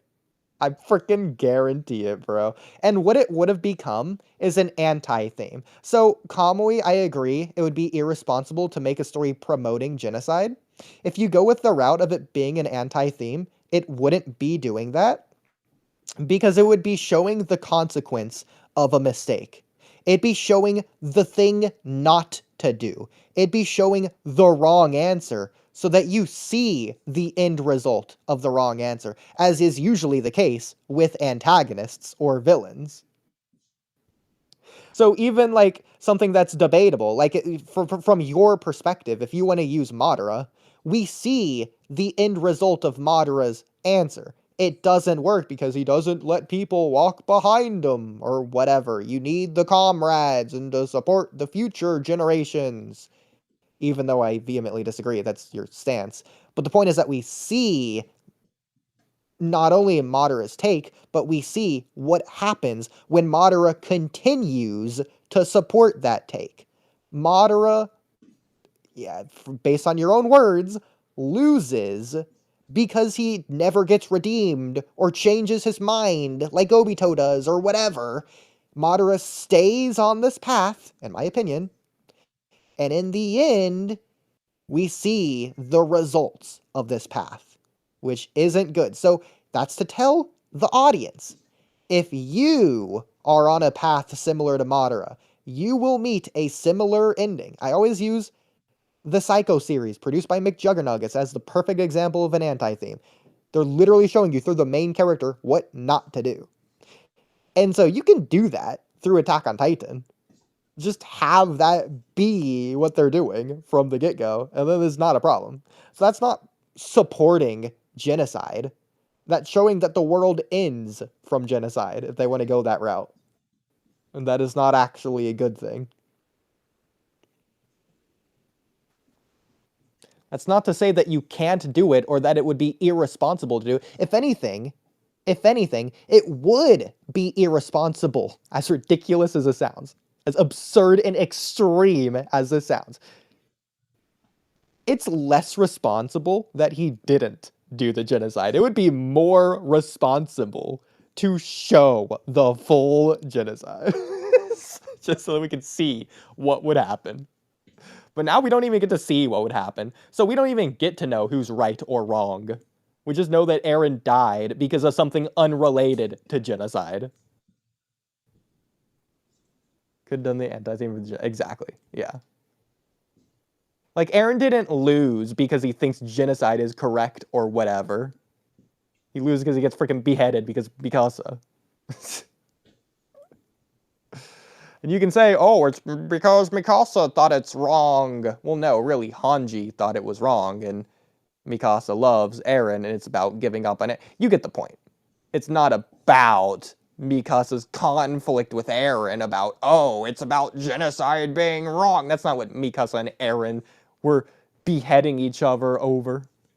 What if that's the right? Well, I mean, and why? I think it's an honest answer, honestly. Like, look, let's look at history. Is that not what people do to each other? Is that not and that's why Isayama has says that this story is a reflection of the world. History is a bad example because comparing it to the real world doesn't work because it's not a reflection of the real world. Again, people think Hitler's wrong, so then why do people think Eren's right in the future by doing what he did? And it's true. I mean, it honestly, like, everything that happened. Look, the torture, the fact that they were enjoying, the fact that they were screaming before they sent them off to the Titans, that's nothing to surprise me. You ever see Roots? As a kid, like, they had me watch that movie as a child when I was in 7th grade. It's really, it's like, not super dark, but it's like the world was basically like with them saying, yeah, you're right. We can all get rid of our problems. Let's put the whole world's problems on one nation, one island, one devil's paradise. I mean, what else do you do? It's Eren's motivations is what matters to me. And Eren did say at the end of the day, I wanted to be free. And whenever I found out the outside world existed and there was people, I was disappointed. And I wanted to make the world a blank slate. And that's... Well, he wasn't disappointed when he found that out. He was disappointed when he actually went over to go realize it himself. At first, it wasn't a disappointment thing. It was a freedom slavery thing of all people outside the walls are his enemies. It was like getting confirmation for that, which is weird considering he has future sight, but I guess at that point he just hadn't seen the future. But we don't really know what he saw when he kissed Historia's hand or whatever. Anyways, technically he never actually kissed the hand if I remember correctly. He just grabbed it. But I wanted to go to the Attack on Titan tab.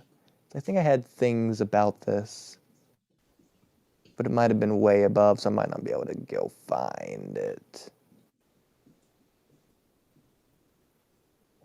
But just looking. No, I guess I didn't put it in here. Maybe I put it somewhere else. I don't know. Smiles. Yeah, no, I didn't have anything about it then. Okay. But what I do have is at some point, it'd be funny to go over these. I have a solid 40, 50 comments here in support of the rumbling. The King of the Walls. If you kill Eldians, I will start the rumbling and kill you all. Marley kills Eldians. Rumbling starts. Marley. Surprise Pikachu face? Comments like that. Yeah. Yeah. Okay. That's why I did it. I did it for selfish reasons. I didn't really care about anything else. And that's why he did it. And so that's leaves a bad taste in my mouth for how I feel about Eren, I guess. Because it's like, oh, well, you didn't give a shit about anybody else. You only cared about yourself. You know? Why does that leave a bad taste in your mouth? Because it's not about Eren as a character. It's about genocide and who's on what side of genocide. That doesn't speak on Eren as a character. Because if that's the case, you had a bad taste in your mouth from the very beginning because Eren didn't change. But that's not about the character because that's separate from the character. You know? And that's like, gives me a hint of narcissism, like very into your ego, you know? So. That's the craziest thing to describe Eren I've ever heard. Her using her own diction and terminology just to understand it in her own way, I guess. I mean, I think that kind of, we're forgetting the fact that he said he's disappointed because he knew that they were going to, like, be a threat. Like, it wasn't just, I mean, like, and he was right, though. That was his main point, was that he only did it for that reason. Funny. The conversation. I mean, for me, honestly, like I feel like that's a fair enough point. Like I think he's right though. That was his main point. What did he say? What is his main point? The narcissism and ego? Like it was just. I mean, like, and he was right though. That was his main point. Was that he only did it for that reason? That reason being the ego and narcissism? I mean, for me, honestly, like I feel like the selfish. I feel like that's not the main point. You know, if Aaron had to describe why he's doing the rumbling, you know, he's just like in an interview, just a random person. I'm interviewing Aaron. I ask her, "Hey, Aaron, why'd you do the rumbling? Or what was your main point behind doing the rumbling?" I don't think Aaron's answer is going to be, "Well, my main point was I'm selfish." I don't think that's going to be Aaron's answer. that's fair enough point. Like I think that if you know that I mean, because look. Again, no, it's not a fair enough point. She just convinced you that it is. Camcam did. That's how they make the illusion of a cohesive and convincing argument. You're just saying it because it's Camcam. I mean, you're talking to her directly. Not because of what she said, but because of who she is in this particular instance and circumstance. If you're on this island and the world's that crappy and you get to the point where you can see like there's obviously been human interaction, that means they know that you've been suffering and either don't care or have caused it. I don't know. I feel. So you're not looking at Camcam's words. You're looking at Camcam. You're not looking at the words. You're looking at who really, said it's them. hard on me to like not understand it because like I'm a big fan of people like him, Magneto, the by any means type of guys, you know, the Malcolm X inspired dudes, and like I know like just by the means. Well, what about Malik? What about Malik El Hashabaz? Oh, just like I appreciate the by any means necessary approach because this way. Whereas you got the Malcolm X's, you got the. I was just curious what you would do. I guess is I mean that's curious. I'm sorry. Go ahead, finish. There you go. Just like, but I get why like people like Aaron and him don't exactly like look good because I mean that's pretty scary to think of people who just I don't know genocide. But I get why. Like what else is Aaron supposed to do? I guess is what my point. Scary to think of people who just I don't know genocide. Thinking it's scary is if you want to. Sure. That's weird though because genocide is an intangible. It's an intangible concept. You can't hold genocide in your hand. So that's like being scared of the concept of bad. Are you scared of bad? No, you're scared of specific things. Genocide is just a concept. You could say genocide is bad, but again, bad's intangible as well. So you can't, I feel like it's impossible to be scared of genocide. You can be scared of the result of genocide. In that case, it would be murder or serial murder or mass murder, but that's a different conversation. Like, what else is Aaron supposed to do, I guess, is what my point. Like, what else can he... But again, I feel like the being scared of it has absolutely nothing to do at all with the argument of the production of the story, the narrative direction, the themes presented in the stories. You either are or aren't scared of genocide. It's about how the story is going to present it either way. What was there for him? It's just that I think what Armin was trying to tell him was that you set a bad example for the rest of the world, and now wiping out 80. Should be doing answer. So Aaron, it's like an understandable why he did it kind of thing, but it's the wrong answer. But they're presenting Armin as having the right outlook on life. Mikasa, what she does with And again, my problem is, unlike in Naruto, where they not only tell you what the right answer is, they not only show you what the right answer is through Naruto defeating Obito physically and then saying why, they actually explain why. The only explanation we really get is Hanji being like, oh, it's unthinkably bad. And then they just don't talk on it like at all. They don't elaborate, they don't substantiate their point. They just give their side and then that's it. That's like in a debate, if I just say Madara's correct and then Kamui just says Madara's incorrect, and then we just go to judgment. And then the judge just decides if I'm correct or Kamui's incorrect. And he just chooses willy-nilly whoever he chooses and then refuses to speak on why. Like, we didn't give anything other than our premise, and then we just go to judgment, and then the judge doesn't give anything other than the person who he thinks is right. That's the exact same thing the author did with Attack on Titan. He's like, oh yeah, genocide is wrong. That's it. Thank you. That's my story. They don't present why in any kind of way, whether it's an anti-theme or even showing the fruits of the labor of why it's right to have it not happen. To free Ymir, it goes against Eren, and all these things. And if that's the case, though... If anything, they did the opposite by having the Marleyans wanting to shoot the Eldians afterwards, regardless of in-universe explanation of, oh, it's because they're scared. He had to intentionally and purposefully write it in that they are scared. Like, it would have made it would be just as immersive, just as cohesive and convincing of an argument if instead of the illusion that he did of them trying to shoot them, if instead he went the avenue of being like, wow, thank you for killing Eren. I guess we were wrong about you all along. And just without making it cheesy, though, he could just basically have the speech he gave of like, yeah, we sent the hatred towards the island, and now the island sent it back at us. And I'm glad that's taken care of.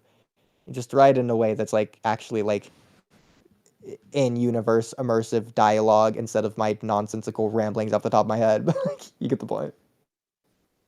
Like, he didn't have to write in the, oh, we're scared of you because you could turn into Titan. Because, again, they already know that they can't. They would have to be injected. So, like, doesn't even make sense even in universe. But being immersed, of course it makes sense because he's making the illusion that it makes sense through a incomprehensible, cohesive argument. You shouldn't be able to justify Eren as much as you can because, like I said, especially Marley, they do just suck. And most of them, because this whole journey is letting go of the attachment of, like the love, you know. Kamui, I completely agree with you on this. I'm just gonna skip ahead but this. I think that if you want to present that as being right, you have to. In fact, I'll go over why. Yeah, I'll go journey back a little is bit. letting go of the attachment of, like the love, you know, letting go of the attachment of Eren. You know, that's her whole point. Being able to make her own decisions, all that. Yeah. It's basically tearing down the wall she placed around herself. A lot of characters in Attack on Titan have this sort of thing. Erwin has it with his get to the basement thing. Eren. I wouldn't have gone this route. The route I would have gone is no, because if they're doing that, then, well, Camcam and I say this all the time. Camcam and I, we love love. We love love. We love love. We love love. And so, Attack on Titan, it's killing love. If that's the avenue that we're going with, Attack on Titan is telling you that love is bad and that you should just kill it. And that's the route that they should have gone. Yeah, if you have love, just like don't. Just, like, detach yourself from love. Yeah, that human emotion of love, you should just like be inhuman. Just like the Marlians, you should just be a humanoid rather than human. Let go of your humanity, forsake it. Just don't have love. No, detach yourself. That's freedom. You should be free. Free of love. Oh, but it's toxic love. She loves him. With Frida, Mikasa with Eren, Ymir with King Fritz, and so on. But it's like you said, though, if you're going to paint Eren as wrong, you have to portray him, like, portray the people that are in. You have to show that there is another way. Otherwise, that's funny that King of Chaos just is stuck on the previous thing, even though you two are talking about Mikasa and love now. He just wants to go back. I feel like we do that all the time. That's exactly what I'm saying. So I do. You're right. Yeah. But that's what they should have done if that's what they're going for. Otherwise, I just feel like the story's ending would have had to have been different. But the way it is, it seems clear to me that Eren is supposed to be wrong, Armin's supposed to be right. Eren does what he does, and they move forward, and Armin does what he can moving forward despite the circumstances Eren. And again, the word supposed there is doing a lot of the heavy lifting. Because, yeah, it's clear he's supposed to be wrong. But because it isn't clear that he is wrong, it's bad. It's not clear. It's supposed to be, but it isn't. In fact, because you're saying it's supposed to be, you agree that it isn't clear. Left them with, which I think is good, but I do think that if you want to present that as being right, you'd have to make Marley at least more redeemable than they were. They can be wrong, but redeemable. Too many of them don't feel redeemable. They just suck, bro. Like freaking. Exactly. Yeah, it's not that they're. It's not that they're not. They are irredeemable, 100% so. it's not that they're not unredeemable. That's like a triple negative, but like the point is that it needs to be triple negative. That it's not that they're slightly redeemable. It's just that they aren't at all. Like if they were 90% unredeemable, but like 10% redeemable, then fine. But the fact that they're through the presentation of the story 100% irredeemable, that's bad. You can again imply through Hanji's word that genocide is bad, and genocide's bad because they're human, and it doesn't matter if they're right or wrong or good or bad or Marley or whatever, because they're human, and it's never right to genocide humans. And again, they're making the illusion that they're humans without showing you their humanity. And so, Kamui, this goes back to what I was saying earlier with like the whole assuming that it's framed from Ramses' perspective and like the Ramses people are just bad guys. You'd be rooting for the rumbling. You'd be glad that they're being stomped on. But why is that the case? Because that's going against the themes of Attack on Titan. Because it doesn't matter if they're wrong, because they're human, and it's never right to justify genocide. Because they're human, it's unthinkable. So even if it was the literal mustache twirling guy that fed the sister to the dogs and tried to throw the dude to paradise or whatever, if it was literally like Marley just literally like in universe, like unironically, not saying this figuratively, like they literally had a cloning device and they just cloned that guy to where he is the only citizen of Marley, the rumbling is wrong. You shouldn't rumble him a million hymns. It's because it's unthinkable. It's not just that it's wrong. It's just that there's no side to even discuss whether it's even possible to not be wrong. You can't even have the discussion because it's unthinkable. There's just no side where it could even be conceivably right. Even if it's only a million clones of the mustache-twirling evil guy. Doesn't matter if he's evil because he's human because Hanji says genocide is bad. It's nonsense, bro. I understand he's the worst of the worst, but the dude that fed Grisha's sister to the... Oh, right, yeah. So again, my point is that regardless of literally cloning people, you can say he's the worst of the worst because we don't see the rest. There's no reason to assume he's actually the worst. Like, that's just statistically an unlikely case. I hate to say it. Without knowledge or evidence, it can be assumed he's, if not average, within proximity of the average. He's within the range of the average, or he's likely, most likely, within the quartiles of the average. He's more likely to be within the 50 percentile than he is to be an outlier or the extreme, because we don't know what the outlier or the extreme looks like. This is the only examples we have as people like him. And so, again, Hanji's thing is implying that they're humans, that the Marleyans are all humans. But because we don't see them, all we see from the masses is that they are just all wrong. But it's implied that they're human. That's the reason that you're saying that it's likely the case that this guy is the worst of the worst, that he is an outlier, and the rest of Marleyans aren't as bad as him. Assuming that Hanji's right and that they are humans and that just genocide's wrong. So assuming that the illusion, that the bad storytelling is right, then yeah, congratulations. But because it's not the case, we don't know either way. And through the presentation, that shouldn't be the case. But through the presentation, it seems like it would be the case, even if we don't know either way. Statistically average-wise, it's probably they're more likely than not to the average Marleyan to be close to this guy, even if not as bad. Yeah. The dogs, like that bro sucks. He's not the worst. The thing is, he's not the worst of the worst though. Like that's the norm. That's just Yeah, again, Kamui is admitting he sucks. That guy deserves to be rumbled on. My stance is that all of Marley is like that guy. And nobody can prove me wrong. And because Kamui thinks it's justified for this guy to be rumbled, assuming I'm right and the rest of Marley is like this guy, and again, the rest of the world is also like this guy. Where is the gap in logic to where it's now unjustifiable to rumble 1 million of this guy just because you increased the quantity? So then, if this is measurable, which amount of numbers of this guy is justifiable to rumble? In fact, let's change the goalposts to how it's presented in universe. What percentage of people was the partial rumbling going to rumble? How much of the world population is the upper government? Is it 1%?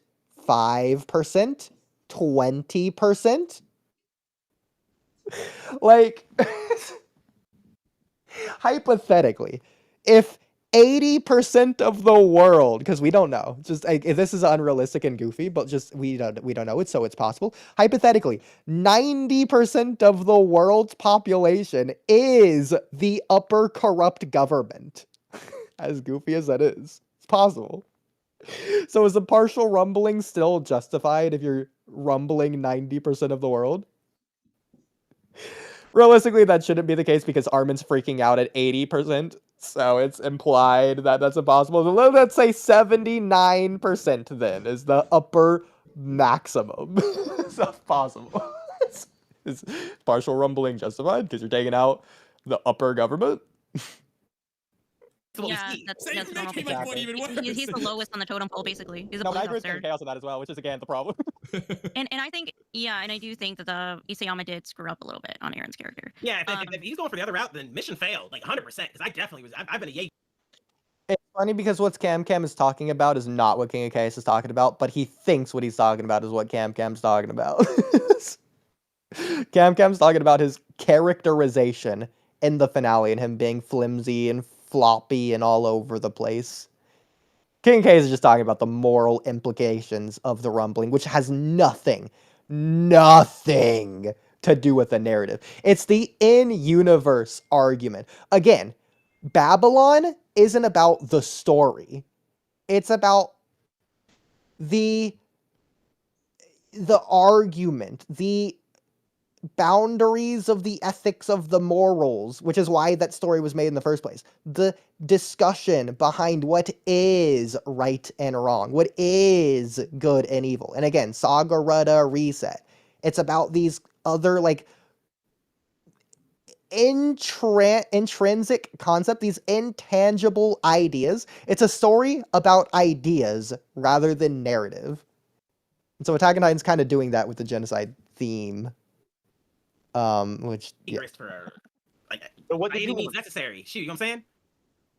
Again, that's what King of Chaos is talking about, and that's not at all what Kamui's talking about. And that's the only thing King of Chaos is looking at. It's the only thing he's talked on this entire time. He doesn't even get Kamui's point because he hasn't even thought about it from that perspective. He's only looking at it from the real-life discussion that Attack on Titan is trying to entertain, but not actually entertaining because it's just saying there's no option.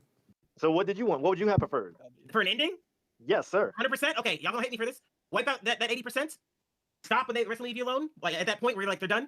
Mikasa fakes out the death. Her and Eren have their happily ever after for his remaining years that he gets before he dies. I don't even like her, please. I don't care. It's for Mikasa. I agree. It's for me. Actually, no disrespect, but I personally think the show's overrated. Oh, no, we ain't talking about that. Yeah, we already talked about it, but remove Mikasa or Armin from the story altogether. That's perfect ending. I'd be fine with Eren surviving in the end with the way the story currently is. If they're going the anti-theme route, he should die, and Eldia should be miserable. But that's besides the point. If we're keeping Eren alive, that's really interesting. That'd be a discussion for another day. That's a whole nother- Yeah, that's a whole nother thing. And again, whether or not Mikasa is happy in the end can also speak on which direction we're going. I feel like the ending of Attack on Titan is so weird that it just goes in so many different directions. It just doesn't know what it wants to do. It's trying to do too many things at once, rather than one thing at a time. Because, like, again, the end of Naruto, people criticize it for doing all the crazy things it does, but it's at the end of the story, so it's justifiable to go wacky and wild and do everything you can with your world, just to throw it out there, just to get it out there. Doesn't matter how extreme or absurd it is, because there is no continuing after this anyways, because it's the ending. So something like Dual Mangyakyo Sharingan Kakashi, he can get away with that because it's the end of the story. Something like the reverse sexy jutsu wouldn't work on someone like Pain, but it's gonna work at the end of the story because it's the end of the story. And in My Hero Academia, I know you have no idea what I'm talking about, Kamui, but the main character gives away his power to a different character, and they just both fight together with that power, and he can do that because it's the end of the story. That he can't continue from that if he's doing it at any other point of the story, because then he has to continue the story if he's not ending it. But because he's ending it, he can kill whoever he wants. He can ship whoever he wants, make whoever he wants be in a relationship. He can make whoever he wants right or wrong. He can give any power up he wants at the end of the story. In fact, I encourage authors to do these wacky, zany, wild things that they couldn't do at any other point in the story at the end of the story, to make it more of a high concept story, to do all that they can with the world that they've constructed. I think you should do everything you can do in a story before you get out of it, because then you're leaving nothing behind. There's no wasted potential. If you just don't do things, that's kind of limiting. You're just not living up to your full potential. It's just bad. Now, is it overrated? Yeah, a little bit, but only a little bit. It's pretty damn good. But I love this story. It's pretty damn good. Yeah, and again, why are we talking about if it's the story of Attack on Titan is good or bad, or if it's overrated or not? That has nothing to do with any of the... Again, I'm being but it is a little really, what would be the word, disciplined here, only focusing on the argument and not focusing on the realistic scenario of friends talking on a podcast, chill whenever they want, however they want. But that's besides what I'm talking about. The argument here. I mean, it became mainstream. Like, a lot of people got into anime because, and that's fine. So it's a little overrated. But, like, no, I would definitely give Mikasa to where I'm the gonna island time to prepare ahead technologically. And you can still do the fake out stunt killing him thing. Yeah, the thing with the island preparing technologically, they don't have the history of technology, so the speed of which they would improve is likely going to be less than the speed that the rest of the world would improve. Even if they are currently more technologically robust than the rest of the world at this moment in time because of the rumbling, because of the rumbling has an advantage of already have done that, I feel like they could just do it again a lot quicker than Parody could do it in the first place. So even if they start at more of an advantage, as time goes on, that gap closes until eventually the rest of the world just surpasses them in technology once again. And that's in spite of the fact that technological advances are exponential. That you build off of the technology that you have. So because Parody has more advanced technology, that's giving them the advantage in that regard. But I don't think that overcomes the other advantage that I just discussed. I think that's more of a bigger advantage. Thus, they have the bigger advantage in totality. If you want, or have him stop, or whichever route Not the point. Just to have everyone think, okay, wow, they were able to reason with the end, and we got mercy. Now it's over. The only thing you have to change is like ending the cycle permanently by killing off that little bug thing, which you could have just had Eren do. Yeah, and I hate this argument because just write out the bug. You don't need the bug at all. You don't need to change it. You don't need to... Why are you bringing up the bug? Why are you bringing up the paraphernalia? You don't need the bug. You don't need the bug at all. Just have the bug be a thing that's only in Ymir. You didn't need to bring the bug back. You don't need to bring the bug in the story at all. You didn't need to bring the bug back a third time. Okay, just have it connect to Aaron's head and just not have it in the story ever again. Why is the bug here? You don't need the bug. It's irrelevant. They just threw it in there. But again, that's the author doing everything they can, so I'm okay with it. I encourage them to do it, because why not? You might as well. You can do it, so you should do it. It's the avenue I'm going with, because it's the ending. But I'm going to rewind to see you hear King of Chaos' argument. This has nothing to do with anything. Why is he bringing up the bug? Whichever route is easier, just to have everyone think, okay, wow, they were able to reason with the end, and we got mercy. Now it's over. The only thing you have to change is like ending the cycle permanently by killing off that little bug thing, which you could have just had Aaron do on his own. Because then he could live without dying early, too. So I'm even happier with that. Yeah. Ooh, that's even better. Because Mikasa, she deserves a happy ending. I don't care what anyone says. She ain't do shit wrong. She ain't do nothing wrong. Like, why is he talking about? Why is it the bug? I get he's doing his rewrite thing, but ending the cycle permanently by killing the bug? With the way it's written, sure. But if you're already rewriting it, why is the direction you're going the same direction with the bug? Take out the stupid bug. You don't need the bug. Just have the bug have it died with Ymir. The bug gave Ymir her powers and it passed on to her kids. The kids didn't get the bug. The bug died with Ymir. The bug went to the paths, if we're saying. The bug literally decayed. It just doesn't exist anymore. Doesn't need to be in the story. Just rewrite it without the bug. In that story. She was always a homie. Yeah, Nice Mikasa's happy ending should have been she should have really truly let go of the attachment of Aaron, but she never did. And well, I think with Mikasa there, the point she let go of Aaron, she just never forgot Aaron. But Yeah, that was the justified. point with no, she never let go of him because she wore that stupid ugly scarf around her neck till she died, and then kept visiting his grave forever and ever. That's not. I think that's that's not letting go of the attachment of Aaron. She's letting. And that's not even an argument. First of all, the stupid ugly scarf. First of all, does Camcam genuinely think that Arf is stupid and ugly? Because Kamui, for Christmas this year, we should get Mikasa a scarf that looks just like that scarf.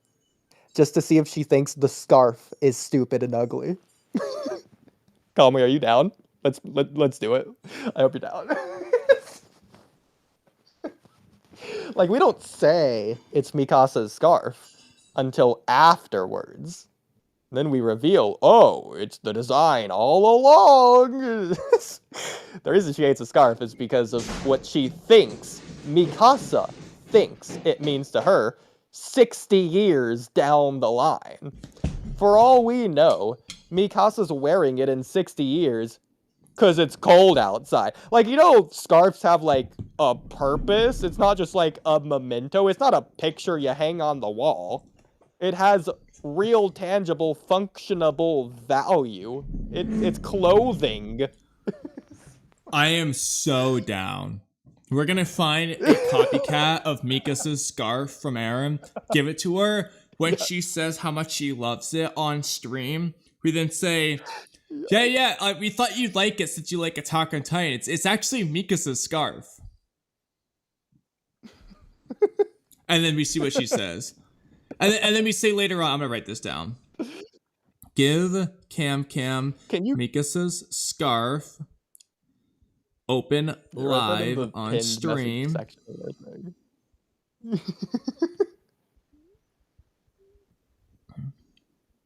Once she says how much she loves it, we say, yeah, we know how much you love Attack on Titan, so we thought you'd love this. It's actually Mikasa's scarf. Pretty cute, huh? There we go. That's good. I love that. And then later. Oh, actually, didn't you say once before? What's the title of this stream? On I already got it. I got the timestamp and everything. Makes no sense. The real winner. There you go. It's that one. At that timestamp. Stream that you thought her scarf was ugly. Did she use any other words? I hope Camcam is not watching.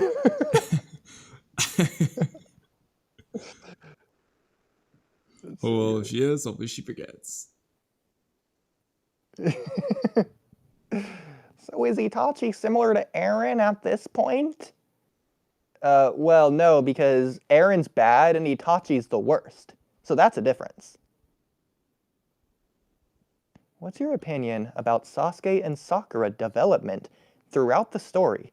Because I don't know, I don't like it, even after Sasu fans sharing long analysis about it, LOL. Well, it's funny you say that, because why? Do you just not like the analysis, or was the analysis not enough to make you like it? Because you just gave the reason to like it. Long analysis about it.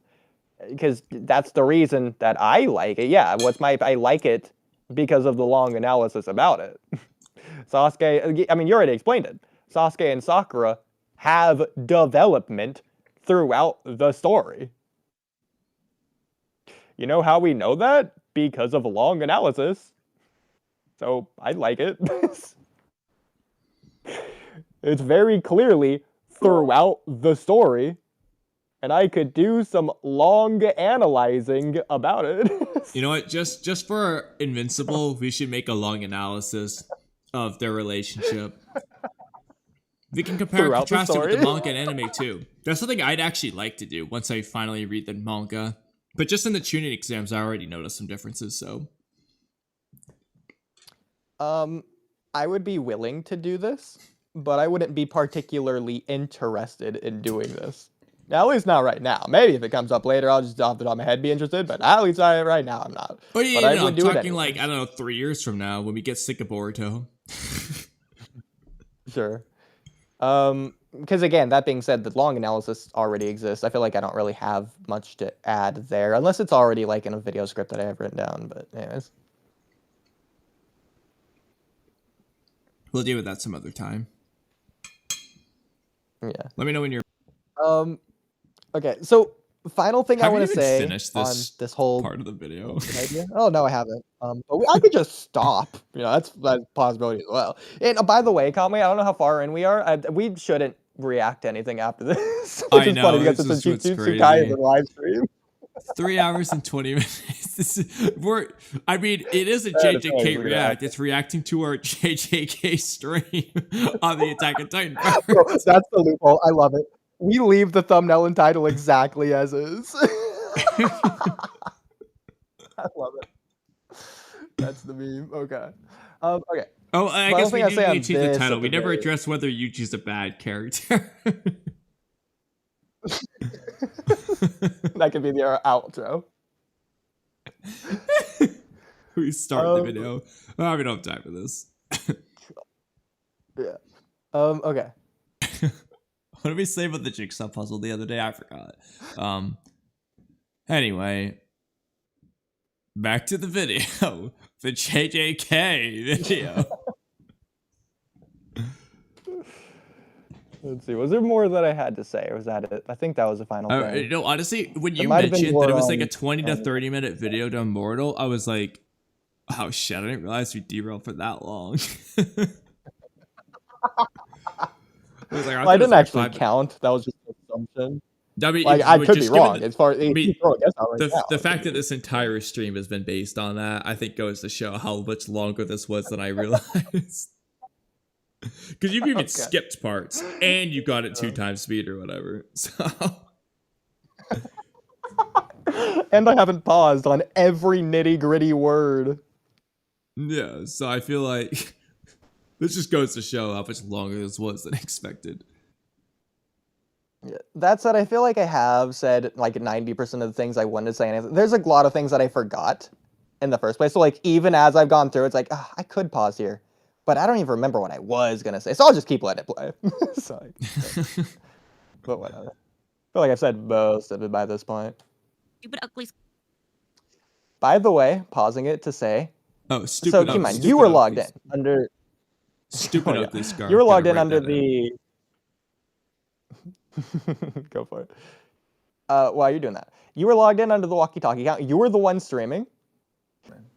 Do I want to do a mix up a little bit? I'm either gonna do a panko breadcrumb crusted thing I do on my cod, or I could do something with some maple syrup or whatnot. But I'm kind of thinking I love that breadcrumb thing, so I think I'm gonna try it on the salmon now. I've decided officially. Bros eating 4:30 a.m. breadcrumbs. Man, Kamui, you remember when, like, in SpongeBob, they had satire of Patrick being like, "Oh boy, 3 a.m. Time to eat the Krabby Patty." Dude, it wasn't satire. They were just being real, bro. Nah, you've made it worse. It is worse. Oh boy, 5 a.m.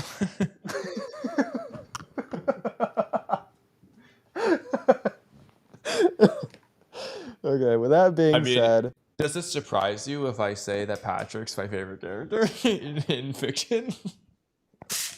In fiction is crazy. Honestly, I can see it. That makes sense. But I'm also not at the same time. The problem is I have too many favorite So with that characters in said, fiction. Jesus Christ.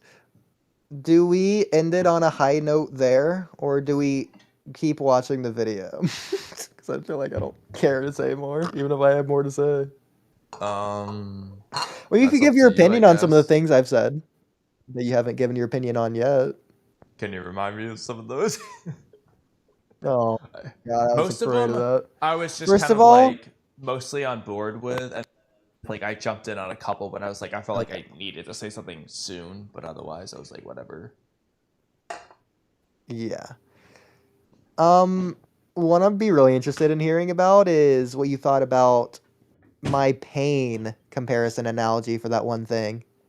That I thought it was a little bit weird how every villager was just die hard in support of Naruto.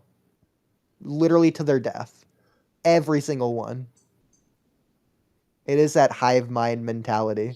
Same as the war arc, same as the Uchiha clan when Madara left. Yeah, because I remember you talking with that, and it's like the Madara thing, which is something that, like, you know, they do. It's just that everyone just conveniently... I mean, I understand for the story what they're going for, but, like, yeah, literally every single person just, like, was on Naruto's side, seemingly, when the theoretically... Because when I first watched it, I thought it was... When I first watched it, I thought that was a little bit weird, but it's, like, understandable and justifiable. By the time you get to the war arc, it does just feel cheesy, especially with the music, and seeing that these are, like, a bunch of adult jonin men. Just constantly depressed, then inspired, then depressed and inspired, and that constant cycle throughout the war. Just all of them all at the same time. And, I mean, like... in some fairness, some of the Leaf villagers just straight up didn't know, and that was just the end of it. Like, it came with just like, seems he actually doesn't know. They live. And then there was some that were like, oh, I'd never tell you. So, obviously the ones who say that, we already know their stance.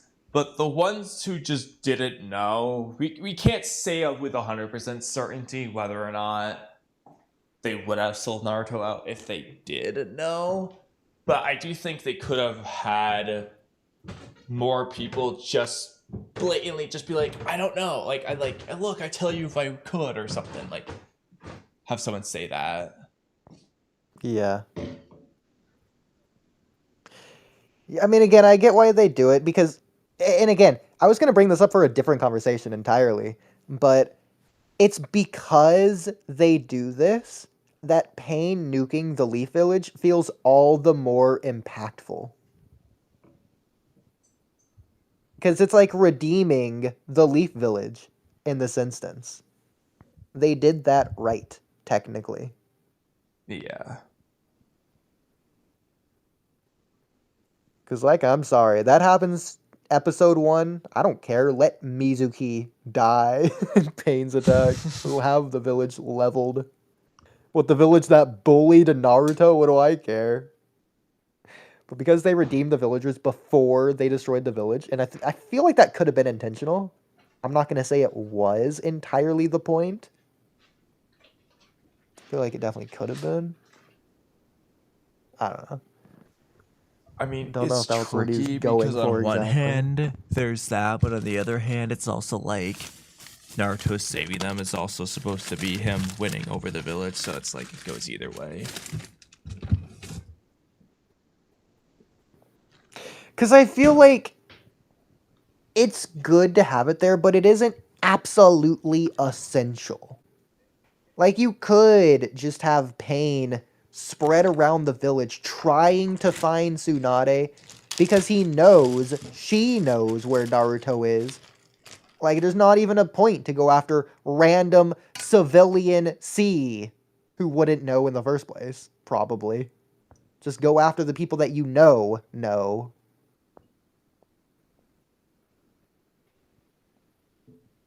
Tsunade would be the I mean, like in this easy case, target there. He gets Shizune. That could have just been his target or something. Yeah. Like, even, like, regardless of Tsunade knowing, if you take hostage the village leader, that's just, like, easy. Like, even the hostage situation, tell me where Naruto is or Tsunade dies. Naruto pops up. Alright, that's pretty funny.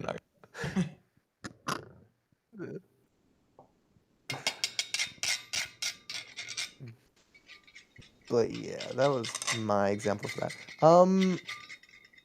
What do you think about the fact that, and because I feel like this is what Kitamaki was doing to me a lot, the fact that people will cling to the worst part of your argument that isn't even your argument. It's basically just something you muttered under your breath, and that's like the focus and direction they take it into. You're the weakest link of your quote-unquote argument.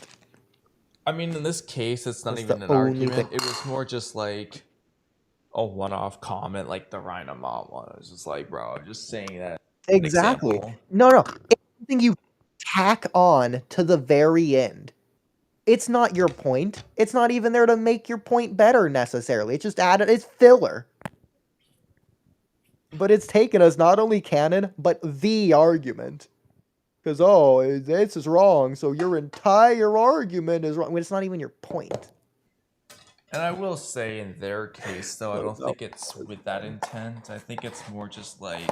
No, I know, it's not. They just saw it, disagreed, and like... Sometimes I'll do it. Like, I'm just saying, like, I disagree with that point. Yeah. Just jumping in. In their case, they were disagreeing with me in general, though, so they're just going to find anything to disagree with. Exactly, yeah. They're not looking to agree with you. They're only looking for the things to disagree with. Basically, yeah. Because they have the opposite side. Yeah. What else was there?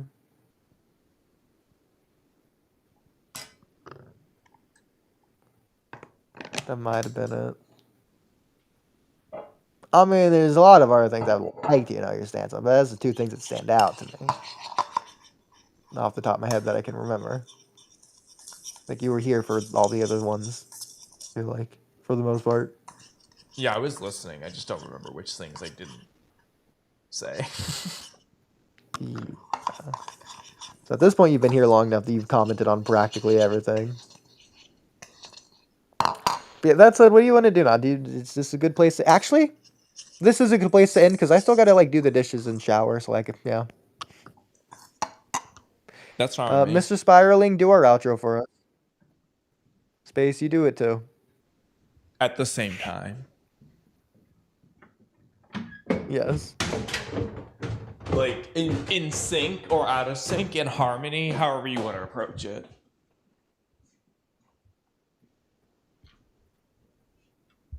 That said, I invited both of them, and neither of them have joined.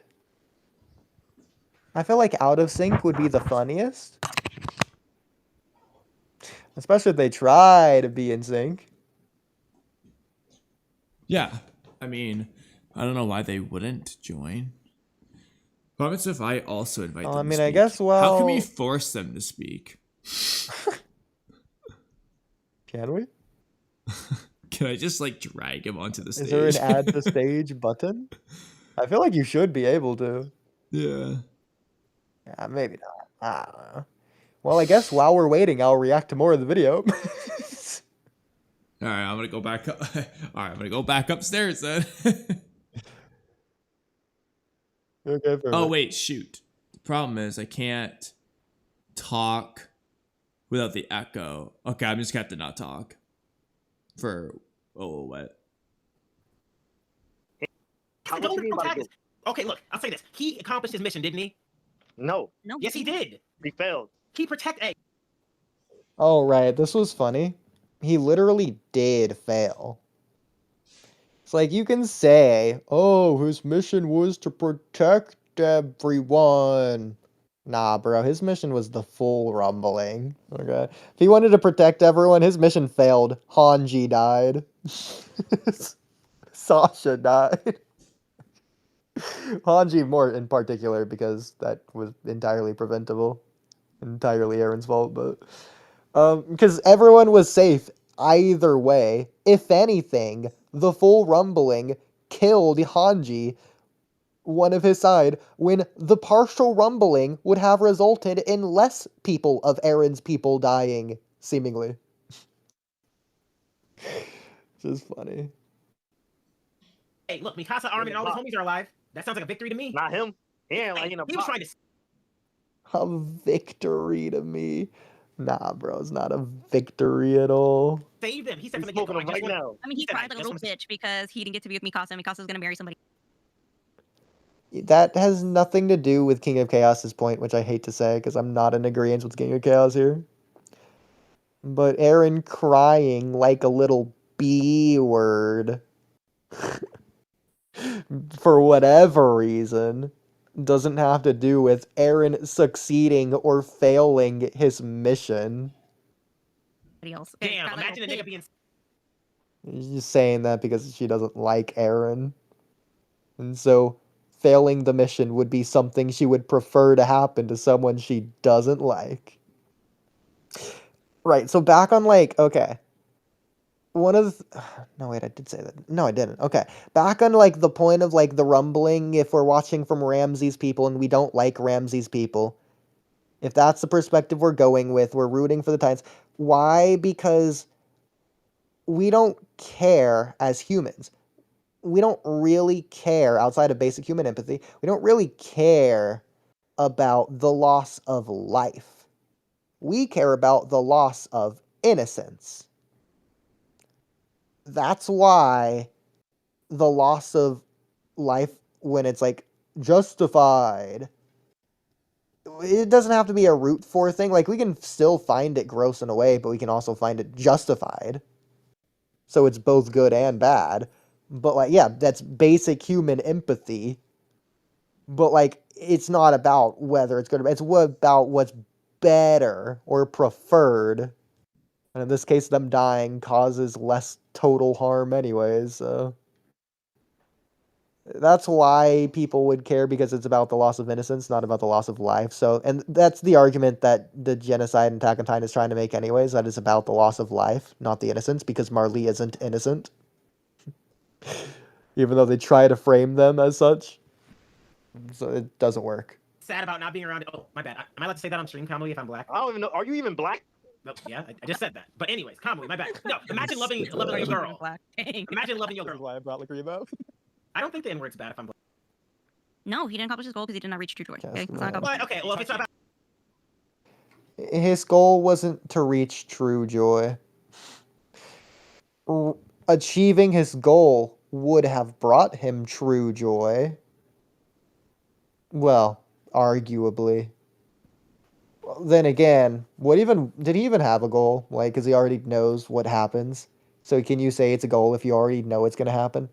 If my goal is to work an 8-hour shift on a day I'm scheduled to work an 8-hour shift, can that be a goal? I'm being nitpicky here. But no, this has nothing to do with Aaron's goal either. It's not about joy, regardless. I just don't look. I had the best siblings. I'm the youngest of 6, and I have.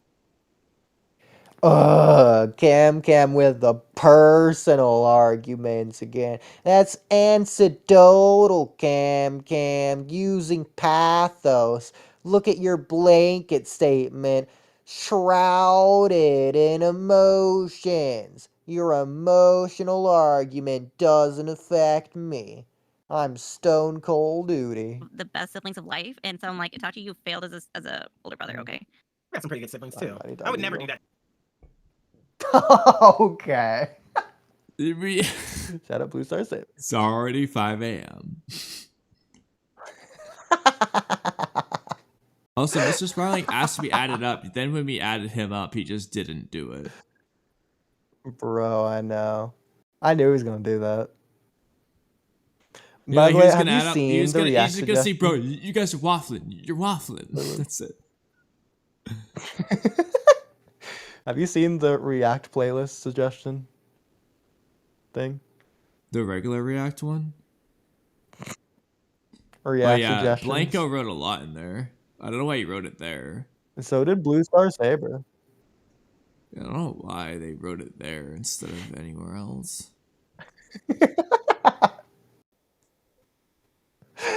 I don't know why he's putting up One Piece video in a React suggestion instead of promo. We're not gonna watch that. Well, it's not his. It's not his, I don't think. But yeah, we're not gonna watch the One Piece video. No. Even weirder than we're just not gonna watch it. Well, anyway, there's no new chat, so we're good there. Perfect. And you're the one streaming, so I can literally just leave now. Bye. Stop streaming. Lucky #1 hyperactive knuckleheaded podcasters say bye. Bye.